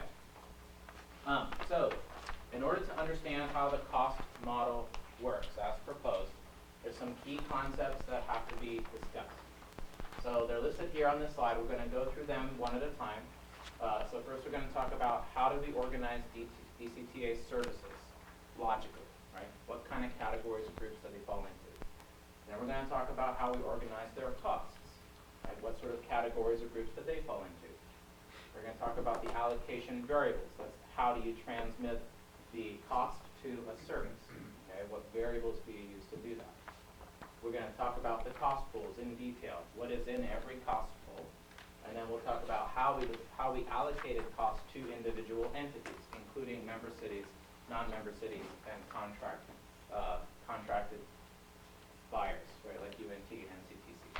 Okay? And so those are the 5 main concepts, and we'll just go through these one at a time.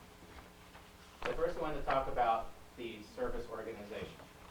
Now, if you are already familiar with DCTA, you already know that DCTA offers and operates several different modes of transportation. Modes is just a transit name for different vehicle types, basically speaking. And so you have fixed route bus, you have demand response service, you have the A train, you have your specialized mobility services, which are like your Lyft partnerships and things like that, taxi services, and there's also commuter van pool service. And those are the modes. Those are the upper level groups of service. That's how we put all the services together. Now, inside every mode, there are service groups. And so I'll be using the word service group. Service group is a collection of similar services. In the case of bus, that's a collection of similar routes, like the UNT route. That's a service group you see on the list. Like Denton Connect routes. That's another service group that's on the list. So there's a lot of service groups at DCTA. Some of the things on this slide were in place in fiscal 18, which is what we use the financial data, and they're no longer here. For example, the Highland Village Community On-Demand Service. Okay, but you will see it in the cost allocation model because it did exist at the time, but now it's no longer in place. There's some things that are in this list that were not in place in fiscal 18, but are in place now. So for instance, the Capel, the lift project there. And then I think there's probably even something else I'm missing on this list because there's a lot of change ongoing. But everything that was in place in fiscal 18, you'll see in the model, right? But there's several different services under service groups that are part of every mode. Any questions about these service groups? Okay? And then inside the service groups, there are individual routes or services. So I'm just showing you one mode, right? So just take that fixed route bus mode from the prior slide and carry it over to this slide. And so you're looking at the service groups inside fixed route bus, and there's routes in there. So there's several UNT routes, there's several NCTC routes, etc. And that's just an example. So when I talk about allocating costs to a route or a service, I'm talking about getting all the way down to that bottom level. Okay, that bottom level of service. A bus route, a demand response zone, whatever. That's what a service or a route is. Any questions there? Okay, so that's how we organize the services together. That's the categories that we use. Now, costs. That's the other side of the equation. The agency generates costs. How do you organize them together? We're going to unpack these in the future, so I don't spend a whole lot of time on this. But if you think about an individual cost, right, like a bus operator's salary, right? There's a lot of bus operators who have salaries or wages, and they have fringe benefits. Bus operator A, B, C, and D, right, from several different departments. Well, though those operators' costs, those salaries and wages, get compiled together into a cost pool. Okay, so you have individual costs. If they're similar in type and nature, they come together into a cost pool. Those cost pools then are what we allocate to services, right? So we allocate bus operators' wages and fringe benefits to services. Okay, it's the cost pool. Cost pools are organized in a hierarchy. There's transit functions, types, and categories. And if you look at the top of your handout, you'll see these same labels in the far left column. So you see the far left column at the top of your handout, you'll see category. The main category is either operating or capital, right? All costs are organized as either operating or capital costs. And then if you go down to the next level of types, there are variable costs, there are fixed costs, etc. And then there's functions and pools. And so that's how the first 4 or 5 rows of your handout organize all the costs. We'll be spending most of our time today looking across the cost pool row, which is about the 4th row, 5th row down. It says cost pool name. And that will be going across that horizontally in your handout. We'll spend most of our time there. Okay, so the key term here is cost pools, because that's what we're talking about today. Now, at the top, the cost allocation model needs to handle all of DCTA's costs, all of the operating costs, plus depreciation, right? So we put everything in there. I forget what the number is now. I've looked at it so many times. It's from fiscal 18. I should have this memorized. Total capital and operating is 39.8. $39.8 million from fiscal 18. So the cost allocation model needs to figure out how to handle every cent of that total. And every cent of that total cascades down into at least one cost pool and then allocated to a service. Okay. So how do you go about allocating costs that are in a cost pool to an individual service? Well, if you have services or routes and they share in that cost pool, like I talked about, maybe there's 10 bus routes and they all use the same pool of bus drivers. Well, we have to allocate those wages and fringe to every individual route. Well, how do we do that? What you need, of course, is a shared variable, an intermediary, something that takes the cost in the pool, and you can proportionally allocate that cost to every route using that common or shared variable. All right, so that's the basics of cost allocation, moving it from a pool to a route. At the base of this model, and most models that do cost allocation, there's 2 main allocation variables, which are vehicle hours and vehicle miles. They handle the majority of the allocation of your operating expenses. Vehicle hours, right, is the sum of all hours where vehicles are in operation, driving around. And you use vehicle hours to allocate your operator-driven costs. Okay, so the more hours there are of vehicles driving around, the more that route will cost, because it's operators having to drive those around. So that's the normal variable there. Vehicle miles is the other main variable used in the cost allocation model. We use that to allocate your vehicle-related expenses, like maintenance, like fuel. Okay, now they form the baseline for most of the variables going forward. So that's where we're gonna start. So in the case of, Michael, hold on. I think yeah. Just a real quick question. Yes, sir. And this may be too specific, but you're talking about, like, you're using the bus route for an example, operators, fuel, things such as that. Yes. When you have administration, do you sort of do it the same way with some percentage variable? I guess you're gonna address that later I on. will address it, but that's a Fair very enough. good Yeah. question. Yes. Okay, So what you'll see as we go along is that we're gonna be building our variables up. We're fantastic. gonna start here at the bottom, and then we're gonna add more as we go along. Okay, thank you. All right. So, the theory here is pretty simple. If you have a shared cost, all these routes share in that cost, then you allocate a proportion of that cost according to the variable. So routes that have more vehicle hours are gonna get more of the cost pool. Okay, if it's a vehicle hours-based cost pool. Routes that have less vehicle hours are gonna get less of that cost. That's the basic underlying assumption. There are some costs that we do not allocate, okay? Those are costs, we call those direct costs. You can assign them directly to the service. The A-Train is a really great example of this. Almost everything that is A-Train is captured in its own department code by DCTA, and therefore is very easy to charge to A-Train, okay? The operating contract for the provider, et cetera, okay? So that's one thing that's direct. You'll see that at direct a lot. There are other examples of direct costs that we had to deal with, but that direct assignment is only for one route, one service, et cetera. Okay. Questions on the basic premise before we get into the DCTA's details? Okay.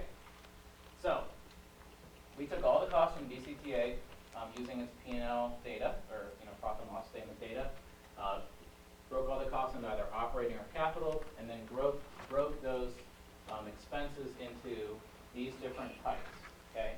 Variable operating, fixed operations and maintenance, fixed administration, and direct costs, and then we'll have capital asset costs. These are the type row across your handout. You'll see these same exact words across it. So we're going to unpack each one of these cost types and the underlying pools inside that type, one at a time. All right? So first we're going to start with variable operating. So this is the far left side of your handout. You'll see 5 cost pools. Does everybody see the cost pool name, front and second line operations, wages, and fringe? Okay? So if you're looking at that column, okay, you can see that's the first cost pool that we identified. Okay, this cost pool, if you look in your handout or the PowerPoint, we provided example costs. Right? So what are some things that are in this cost pool? That are wages for bus operators, dispatchers, and supervisors, the management staff from the NTMC. Those are part of that cost pool. Now, how do we allocate those costs to the routes that benefit from those costs?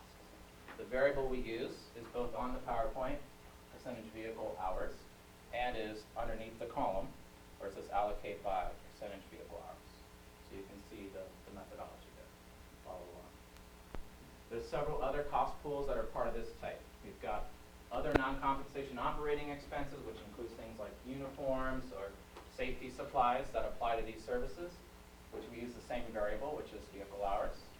There's third-party transportation services and fees. This is like your contract for Spare to run the Louisville Lakeway, contracts with Lyft, payments to Enterprise, who does the taxi, right, taxi management. So those are this part of the third-party transportation services and fees.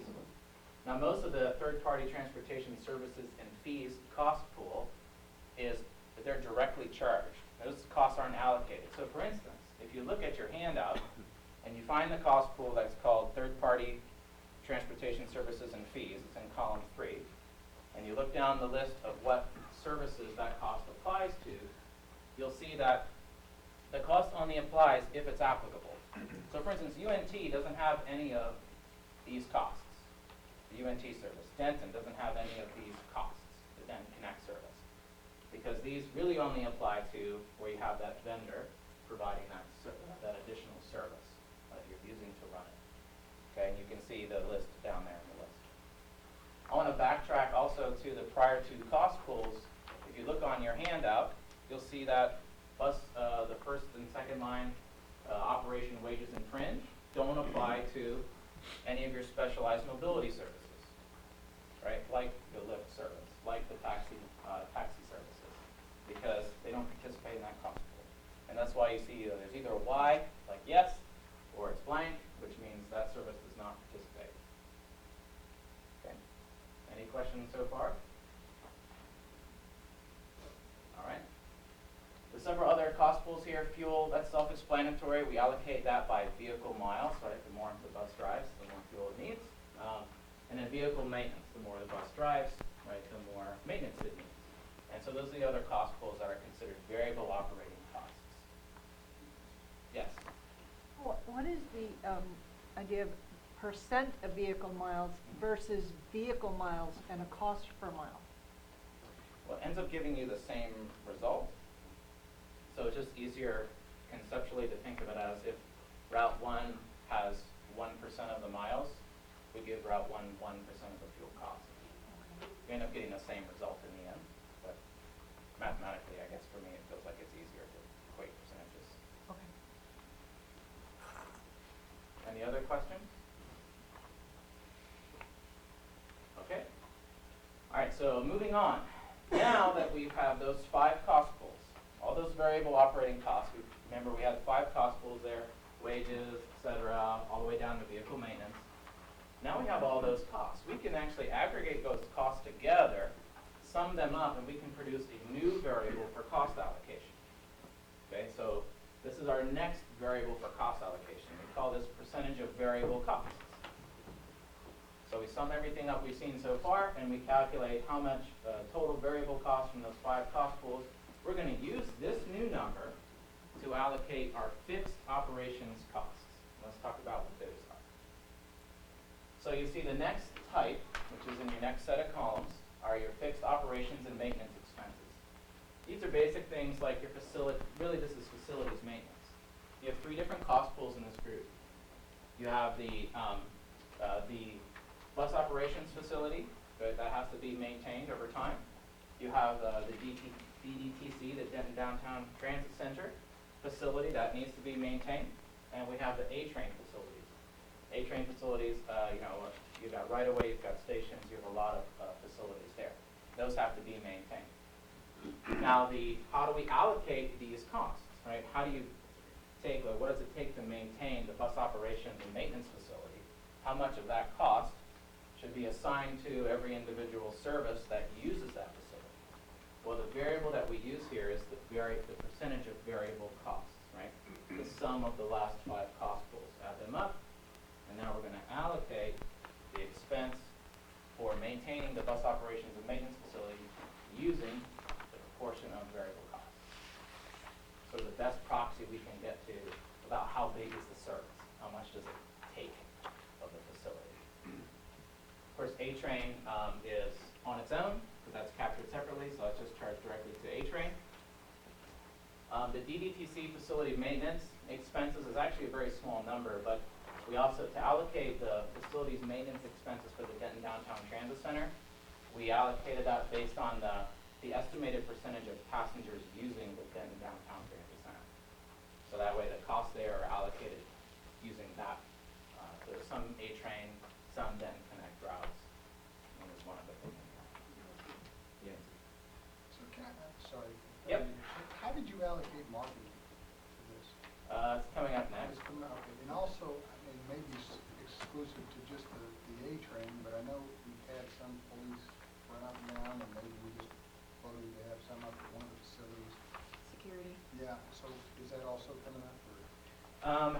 Yeah, so it'd be captured, you know what department that would be captured in? So right now, our security contract is expensed directly to A-Train because the majority of their time is spent on the platforms and on the train. Okay. So that's something that would fall into that direct A-Train operating expense category. Now, going forward, the additional security that we have for the DDTC in FY20, that's something that would go probably in this DDTC facility DDTC, expense yeah. that would then be allocated out to the services that utilize the DDTC. Right.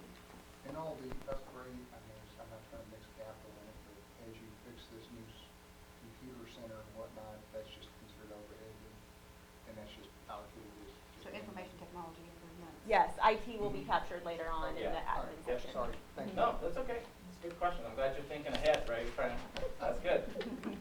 Trying to It was understand. a beautiful segue to, just kind of moving things on. Yeah. Okay. So these are your fixed operations and maintenance expenses. There's also another type of fixed expense, which is, you guys just started talking about that. But we can't, so the question will become, well, how do you allocate, right, IT? How do you allocate general admin? How do you allocate the lease for this building? That's where all of it is, right? And so to do that, we've generated another variable in our list. Okay, so we started with the first two, just vehicle hours and miles. And then we summed those up and we get, percentage of variable costs. And then we figured out what your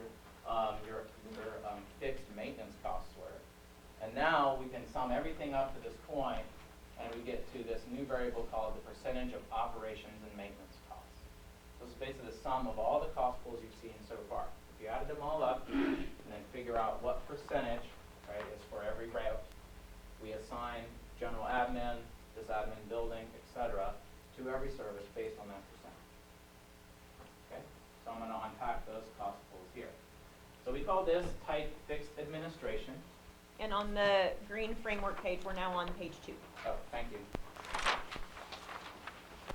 And it's on the back of page 1. Saving the paper. Alright, so we have a fixed cost for administration, and there's several different cost pools. There's 4 different cost pools that fall inside that type. So I referenced one, right? At the administrative building itself. You have to lease this building, you pay fees for that, you have to maintain this building, utilities, etc. How do you allocate that? Well, the way that we allocate that expense is based on that new variable, okay, the percentage of all operations and maintenance so far. So all those operations expenses, all those maintenance expenses for every service, every route, sum them up. We allocate the percentage of this cost pool using that value. There is a nuance here. We capped van pool. So van pool, the commuter van pool service is a very low administrative overhead service. We estimated that if you added up all the work hours available from DCTA administrative staff, and then you compared that with the hours that they actually spend administering the van pool contractor, it amounted to 0.18% of an entire year's effort. So we capped van pool at 0.18%. So it doesn't make any sense to allocate more administrative costs to van pool because it's just so little in terms of what you have to do. So you see that that cap applies in 2 different places, both in how we allocated the admin building expenses and how we allocated the general admin. And general admin, are your administrative salaries, IT, other professional services contracts and things that are administrative in nature. Marketing is a part of that. Okay? And that's allocated to every service based on the percentage of operations and maintenance, with the exception of the van pool cap. There's also a customer service department, which, the call center and there's other components of that, where we allocated the customer service department costs based on the interviewing DCTA staff, and they provided estimates of how much of their annual effort was on A-Train versus on fixed drop bus, etc. And so we use those percentages to allocate the customer service department expenses. And of course, A-Train administration, because there are folks that use A-Train, that's just a direct expense. It's charged directly to A-Train and not to other services. So when you calculate, if you have something that part of it is direct and part of it is shared, then you're going to subtract the direct and apply the percentages to the remaining? Exactly. Okay. Yeah, so if there's any service that does not, there's a couple complexities, right? You can have a service that doesn't participate in the cost pool at all, which means, of course, you don't allocate anything to it. You don't assign anything to it.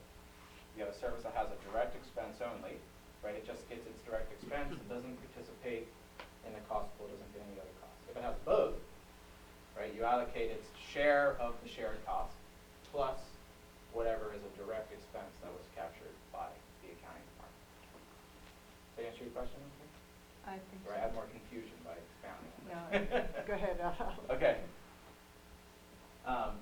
Any other questions about handling administration? Okay, so, I know this is esoteric, but where would your consulting fee fall in that allocation category? General admin. Just overall overhead? Yep. Okay, but Professional in Professional theory- services. Okay, so same with the attorneys, I guess. So in theory, though, the agency has a cost, whether it's that specific line or not. So, maybe you'll get there. I'm just trying to figure out, okay, how much, if I'm saying this cost me X amount, but I've still got administration kind of standalone over here, or are you giving them a portion of that as it goes? Whether they, I mean, everyone gets a portion of overhead, I guess? Yes. Okay, that answers. Yeah, I think if you look down the list of the yeses in the general admin column, Okay. every service group gets a portion of that, based on, right, the operations and maintenance costs that have we summed up to that point. Okay. Does that make My sense? wife's a CPA, I just, No. I'm lucky to bounce my checkbook, I guess, so, I appreciate it, just trying to understand it. That's great, no, that's a good question. Any other questions up to this point?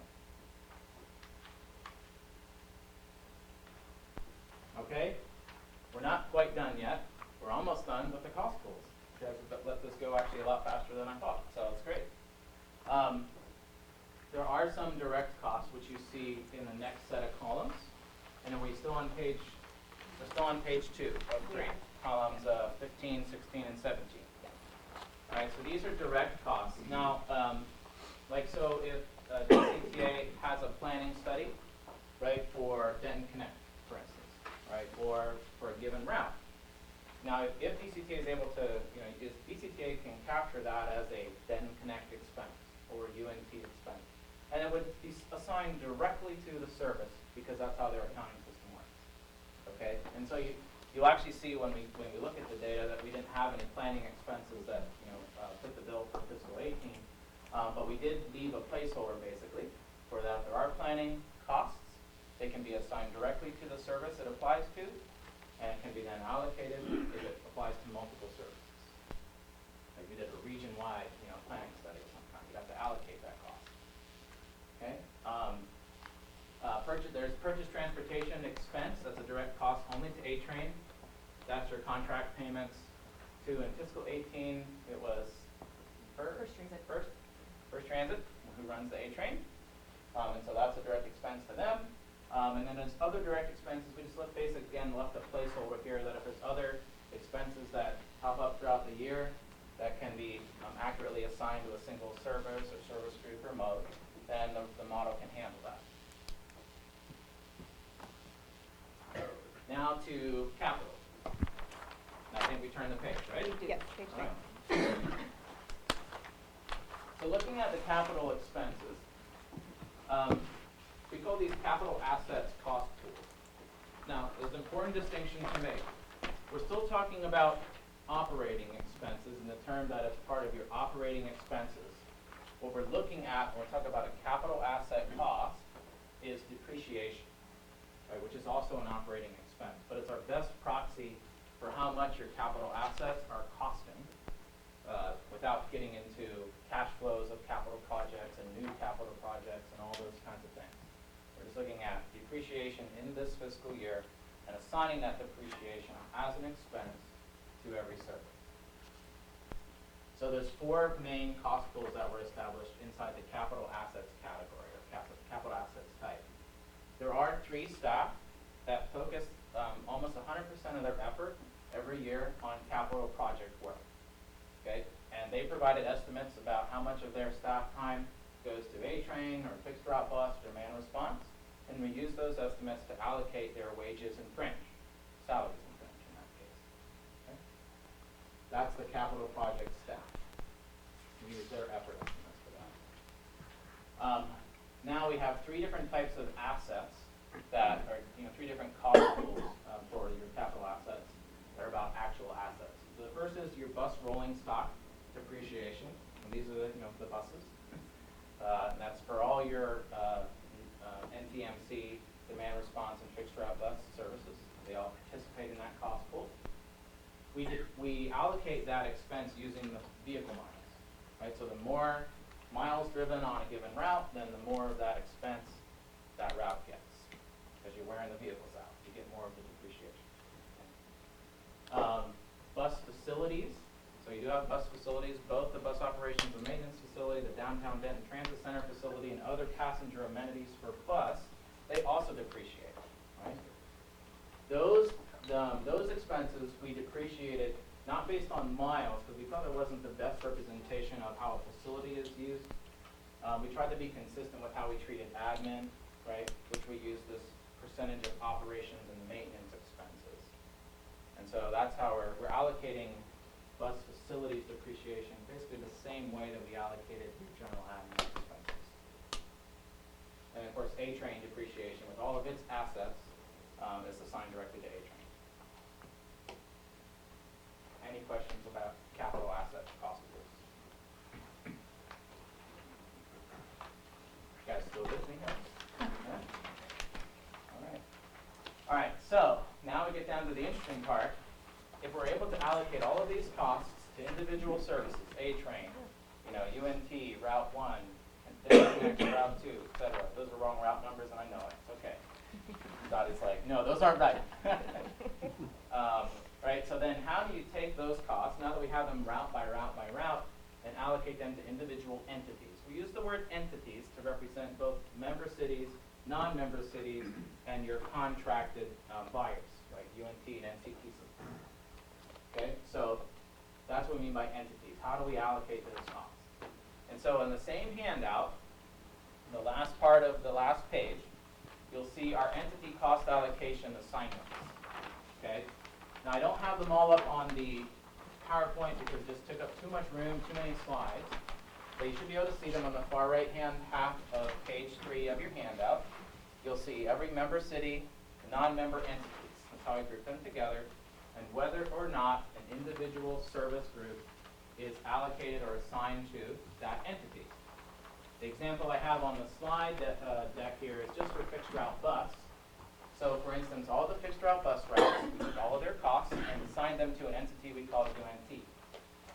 All the NCTC bus routes, and we assigned them to the entity NCTC, etc. Denton Connect went to Denton, Louisville Connect went to Louisville, Highland Village Connect went to Highland Village, and North Texas Express went to Denton. We didn't have to allocate any of those costs to multiple entities because they're easy to assign directly to the city that benefits from that service. Okay? Now, there are some service groups that, as you can see on the handout, if they have multiple Ys in the same row, that means that we had to then take the total cost for that service and somehow sub-allocate it to multiple entities. It wasn't just a one-for-one. This is a one-to-many. We have a cost, we have to allocate it. So access, right, which is your demand responsive service, okay, has to be allocated to multiple entities. It has to be allocated to Denton, Highland Village, and Louisville. So how did we do that? Well, we did that using the key cost allocation variables we used for everything else. The percentage of vehicle miles and vehicle hours that formed the bottom line. And then we used all the other variables that we used on up from there. In other words, we applied the same exact allocation model, okay, to allocate these costs to the cities. The same allocation model that we used to allocate costs to routes. Same exact model. Okay. There was one nuance, and again, we're being 100% transparent, is that in the data that we got, the Denton access trips were a standalone data item. We had the vehicle hours and miles for those. The Highland Village and Louisville were one data element.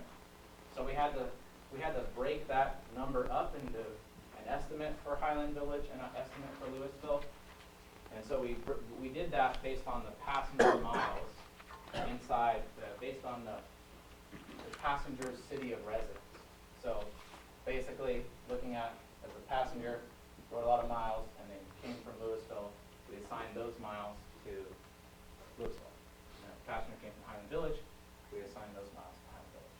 And that's how we broke the number up. That's just based on the way the reporting structure was. And so we had to handle that. sorry, we don't have Highland Village and Louisville broken down, but we have the miles broken down by the passenger? Yeah. Okay, so that data is there, I mean, we don't, oh, okay. Yeah, I don't know It's, the reporting nuance, but it's how the trip is scheduled, and so Highland Village and Louisville are considered a service area, and so when they schedule the trip, they schedule the trip to either the Highland Village / Louisville or Louisville Highland Village service area on Denton. Going forward, they will all three be broken out separately, but in the past, that's how they had scheduled trips based on service area. We've made some changes, like we've tried to apply this model to the audited FY18 information since it was the full year. But going forward, going into the FY20 budget, we've broken things out in the GL more specifically so that some of this we don't have to necessarily allocate. We can consider it more a direct cost because we've split it at the beginning. So there'll be some changes in how we apply some of this going forward. okay, good question. Any other questions on how we allocated access services? Yes? So I'm looking at Capel's, and it's under Collin County, McKinney Urban. And that was a late change that we made to this framework just to show that going forward we're going to have Capel service. There should be yet another column to the right of Collin County McKinney Urban Transit that shows Capel, and As the its Y own should contract, actually be yeah. there, yes. But since it's based on 2018, Capel wasn't a thing He then. was trying to reflect kind of everything that's been in existence for any period of 18, 19, or 20, so that we could show kind of how we're going to incorporate that stuff going forward, but that column should So be moving added forward, into there'll be that. another column with Yes. a Y on it. Yes. Yep, cool. Thank you. There was one other service that we did have to then sub-allocate to multiple entities, and that's A-Train. So A-Train goes basically through all three member cities, sort of, once we get to that nuance, right? Don't get started. Sorry, I don't mean to. Anyway, so the way that we allocated A-Train's costs to the individual cities was we looked at the track mileage, what we call center line track mileage. You just draw the straight line on the map, right? And you don't account for if there's a double tracking or things like that. End to end, look at the miles, see which jurisdiction that center line track mileage falls into, and you basically would assign the cost, right, based on the percentage of track miles. But of course, it's not quite that simple because of what I mentioned when we started. So we had to figure out how to allocate some cost to Highland Village. So the way that we did this was based on the fiscal 18 sales tax contribution, was it? Which amounted to 4.8% of. So, You do this to me. so we've talked at length about how DCTA does not know what portion of our sales tax comes from a member city. But what we can pull is the information from the comptroller as to how much sales tax that entity collects. Right. So of all of the sales tax that Denton, Louisville, and Highland Village collected of their local sales tax, Highland Village's sales tax accounted for 4.8 of that total number. And so assuming that for every penny and a half that Denton collects, DCTA gets half a cent. While it is not that simple, and there are many caveats because some entities report to a municipality and not transit, or vice versa, that's the best guess we could use as far as what portion of sales tax comes from Highland Village. We use that percentage as the Highland Village portion of the A-Train expense. And then we just adjusted the Denton and Louisville numbers, to make up the rest of the not 4.8%, right? 93.2. Okay. You don't ask me to do math on the It's been fly. a long day. you know? He got on a bus at 6 a.m. to get here, so. What's your delineation north of the lake? Delineation north of the lake? Right. Well, so places where the track was not inside a member city, we basically ignored that mileage when it came to assigning the percentages. We basically figured out what are the allocable miles, or am I missing? No, so in his first bullet up here, basically what he's showing is that 65% of the center line track is in Denton and Louisville, and 35% of our 21 miles isn't in any of our member cities. We just kind of ignore that for purposes of allocation, and you start with a new total. Okay. If you looked at the number of stops within Denton or Louisville, would that significantly change that rather than track miles? Because people are going to get on at stops, they're not gonna get on just anywhere.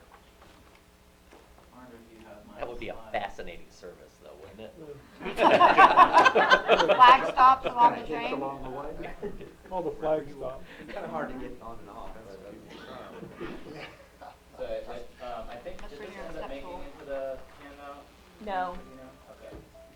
So, this is probably a little bit difficult to see, but just for reference. It is? Oh, it is? On page 25. Okay. Okay, I didn't know. So there's some additional appendices in the back. So we just wanted to, for reference, be able to look at this, 'cause I figured the question would come up during the meeting. And so, you know, the red line, of course, is the rail, the A train. And, you know, if you think of the, you know, how much of the mileage is inside Denton, versus what's inside Louisville, anything that fell outside of Denton and Louisville, right, which is these portions here and here between Hebron Station and Trinity Mills, you know, basically we ignored those. And so we just said, okay, it's whatever percent for Louisville, and then this percent for Denton, and then because the track just you know, skims on the edge of Can you go back to the percentage, Yeah. how it's laid out?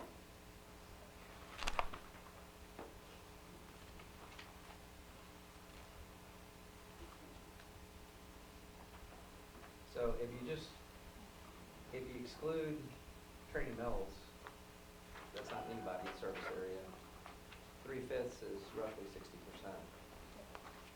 So 3 stations and technically in the Louisville, Allen Village area, 2 stations in Denton. About right. It's roughly 60%, so it's 58.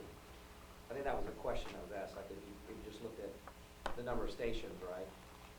It's, if you just did it by the number of stations in Louisville, Highland Village versus Denton, 60% of them would be in Louisville, and that's 58.8%, so. And 40 would be in Denton. Yeah. I mean, and there's lots of, sorry. There's lots of different ways to try to do this, right? Is this reasonable? Track mileage was the variable that we all decided on in this proposals because driving on tracks is what generates your costs, not stations. You could have 10 stations that are really, really close together, and that doesn't, you know, accurately account for how much cost is generated just because you have 10 stations. So that's why we use track mileage, because that's the best. That's the variable in terms of which that's what drives your costs, is running these trains up and down the track, and that's sort of a proxy for that. That's why we chose this variable. Although if you did have a really high density and you're spending a lot of time waiting, your personnel costs and time could drive that more. Or is the fuel and operation just that much more expensive than people? No, I'm not sure. I have to look at the A-train contract to know sort of what the unit of charge is. It wouldn't be the case for us because of Yeah. spacing. Yeah. But like density, right? You're spending more time parked. This could get really complicated. Right, that's- Because if you get a tremendous amount of density that requires you to have yet another rail car added. and if- Okay, I'm getting right, it. Then I'm getting it. Then the density could actually work against you, even though you're being the objective of of our agency. It works against you from a cost perspective because the agency had to add a car. Right, So you're adding cars if to you try your- to do it on ridership, the more ridership you grow, it Mhm. gets complex. Mhm. There's all kinds of complexities we can add to this thing. Fun. Like, do it. Goal number 1 was to not make it overly complex. Bring on the Right pivot table. around Bring it on. But yeah, so that was why we settled on this, but of course this is the proposal and this was all for discussion, so. Does your model include the lease of the right of way? Yeah, I mean. No, because it's not considered actually an operating expense, it's a reduction of a lease easement, or a rail easement payable. So it's not actually an operating expense that is then allocated, it's just cash out. So both, I mean, capital expenditures, we don't discuss, because we in essence allocate the depreciation instead of assigning any of our capital projects to an entity. Same thing with like our debt service. is a reduction of a payable, so we're not recording those as expenses, although the interest expense would be captured here in general admin. Good question. Other questions on the city cost allocation or anything else that you know, thought we should consider that we didn't consider? And let me pipe up too and introduce Mike Levitan. I meant to introduce him at the very beginning. He is one of our consultants that we've been using in the past year. He is retired from DART, does some contract work for DART also, as most retirees do. And so he's helped us as far as, you know, from an outside, another transit agency perspective, what's common in the, what's, you know, as an additional consultant with Michael Walk. So he's here as well, may add additional insight as far as. Mike Levitan has had the honor to serve DART for 30 years or so, doing cost allocations, model, budget, financial plan. I will personally 33 vouch years. for him. Yeah. He can shut board members up with his knowledge. Yeah, and you talk about wanting to add complexity, well, we're allocating costs here. We're not allocating user benefit, in which case you might go to passenger miles or something like that. But we're talking about what drives cost. And that's why, you know, that makes sense for the basis that we use. A couple of comments that I'd like to add is, our consultants have done an excellent job in trying to untangle this, as you can imagine. It's fairly complex, right? And there's still a couple of nuances, just to add insult to injury. When you look at these models, it's great to be able to allocate costs, and then you look at it and go, wait a minute, we forgot that when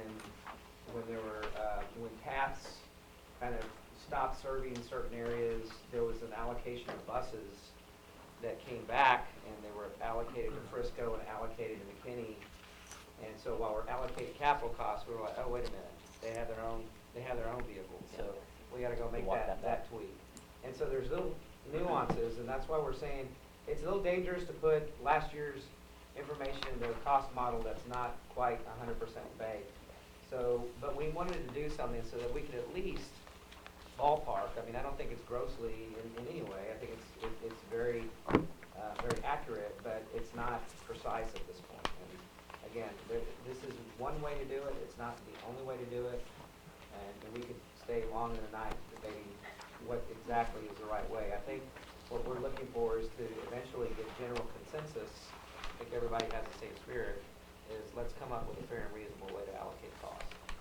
And so I know you're not done, but I really want to thank you guys for walking through a very complex process. And it's taken a long time because this isn't something that is standard, yet we're breaking new ground again, trying to allocate costs to cities and by routes, but I think it's going to give us some clarity as to what the costs look like. Thank you. That's a real quick question. John, you're going to get to the sample results.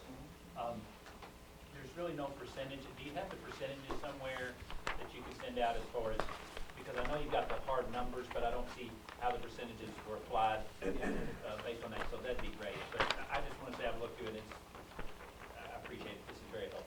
As far as the data that we used to allocate, like the actual percentages of percentage of vehicle miles and percentage Yeah, of you miles. got the sample cost Okay, allocation, sure. so we got the end result of that formula, but what Yes, numbers there are is a included? multi-tabbed No, I spreadsheet that we understand. can share.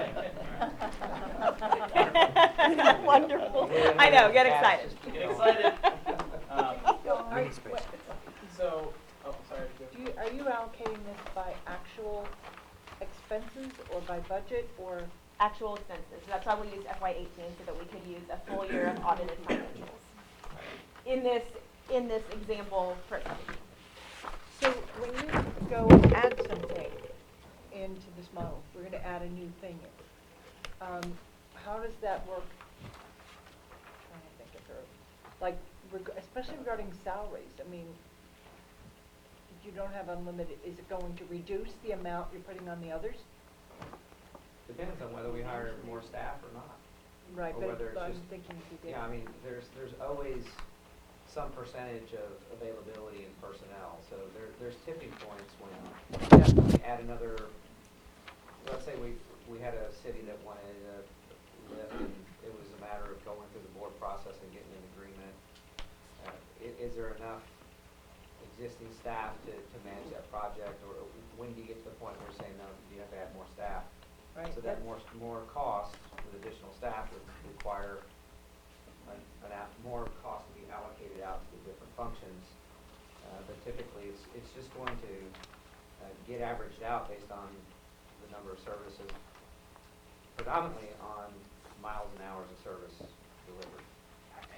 That makes sense. But I guess what I'm thinking about is, I know, like, when you're talking management staff, okay, they're working more than a 40-hour thing, but you're gonna allocate based on 40 hours. So how do you know when you hit the tipping point? When I have 3 people in my office. Like ready to quit. Got it.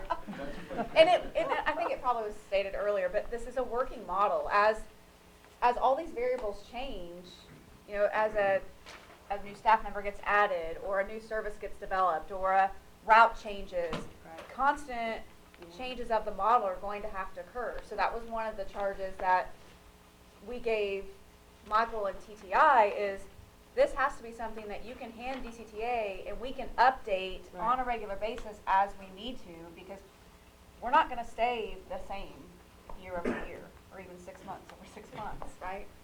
So. Like, we would expect to take this framework, update it at least annually with our operating performance data, so that we have new metrics as far as what percentage of our bus service goes to Denton versus Louisville, and what percentage of, you know, the DDTC facility is being used for what, using those to then apply towards our future dollars.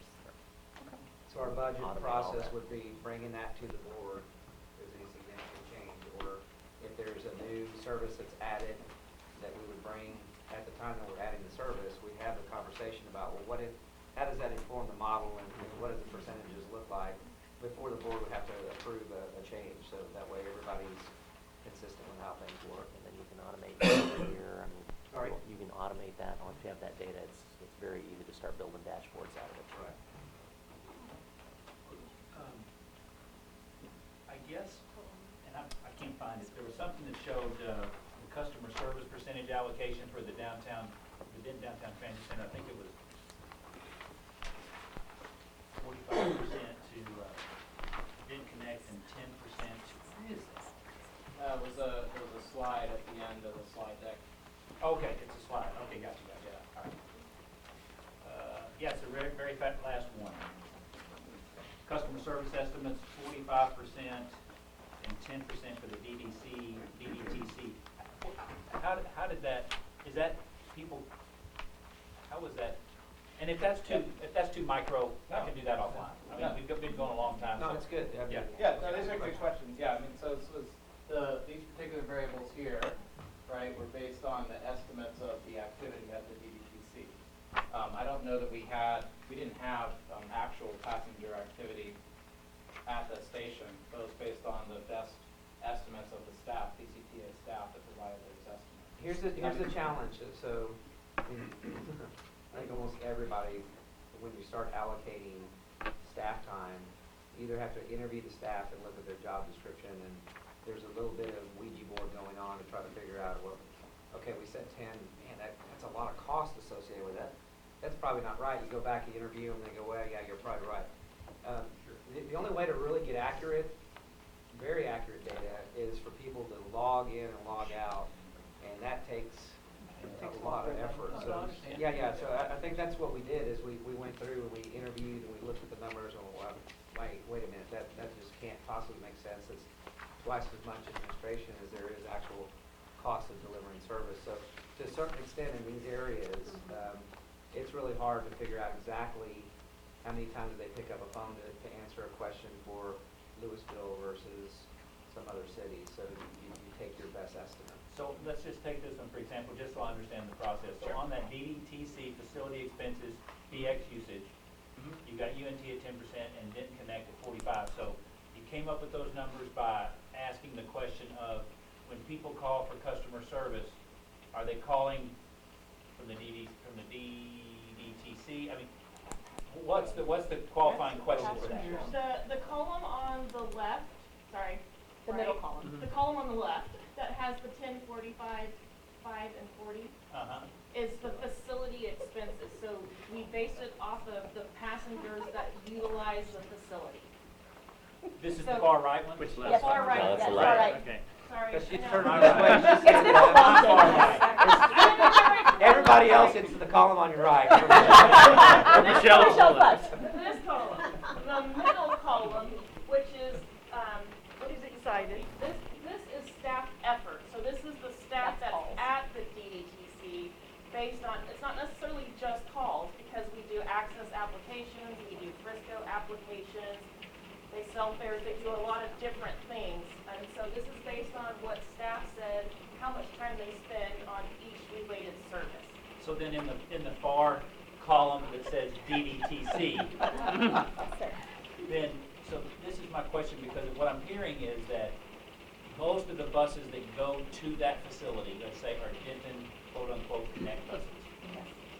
And maybe a one UNT bus, but yet I also know that UNT students can ride the Denton Connect buses, so has there been, or is it just, hey, we got one UNT bus coming there, we've got 5 Denton Connect buses coming there, and that's how you divide it? That's pretty much how you do it? Yeah, okay, Yes, all right, that's fair enough. It's more the latter. We would probably have to do a passenger No, survey. it's okay. I just want to understand how we got to that. Yeah. And then these, just to take us all the way through, right? These are used to allocate just the EDTC facility maintenance. Yes. Check Yep. school. Yeah, and we are, It's like $1,100. we are open to having input into those variables, and that's the intent of having the conversation. We want everybody to feel set.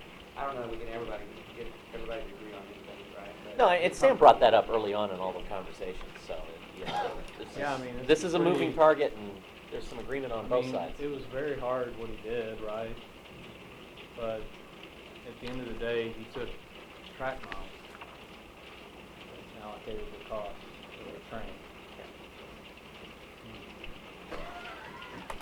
Well, And that's the hard part to allocate. Everything else is like it's in Denton or it's in Louisville or, so, well, this is, congratulations. the sample is very helpful and very comprehensive, so I really appreciate that. So, thank you. I would love the electronic version. Very helpful. He wants to play with the pivot table. Yeah, well, so you do have in front of you then your 2 other handouts, which are the actual results, the sample results. So if we apply the cost allocation model as we proposed it up to this point, for all those variables and all those cost pools, and do the allocation, then we have 2 handouts. One that does it's called the by route, right, is the end of the title. And there's another one that has summaries at the end of the title. So the by route, that's every individual route, okay? The summaries are probably what's more informative and useful to look at because it shows you the cost by service group. So we summarized all the costs by service group, by entity, right, or your geography, your member cities, non-member cities, etc., and by mode, which, you know, is not really that important. But so those are the summaries. So if you say, well, how much does service, the UNT service cost? And you can see that summary by entity on that summary handout. And if you look at page 2 of the summaries page, you'll see in the far right column, it ties to the $39,812,000. That's our total FY18 actual operating expenses. So you can see how it's broken down, not only by mode of service at the bottom, but then above that by entity and then service group above that. Just make sure you're looking at page 2 and not page 1, which is all the subtotals to get up to that point. Yeah, there's a lot of cost pools, so it takes up 2 pages, front, back, you know, to look at it. I tried really hard to format this onto one page. I know Michael did too, and there was a benefit of being able to see it versus fitting it on one page. So. Yes. Michael, are you done with your presentation? Yeah, that's it. So I'm just going to wrap this part of it up by saying that this is a process that we use to allocate costs. I'm very interested when we go through the transformation process to see what other ways we can look at costs, and then hopefully with this and what we find out through that process, we can make some decisions about how to allocate our costs. So thank you very much. Michael, thank you so much. Thank you. Thank you. Excellent.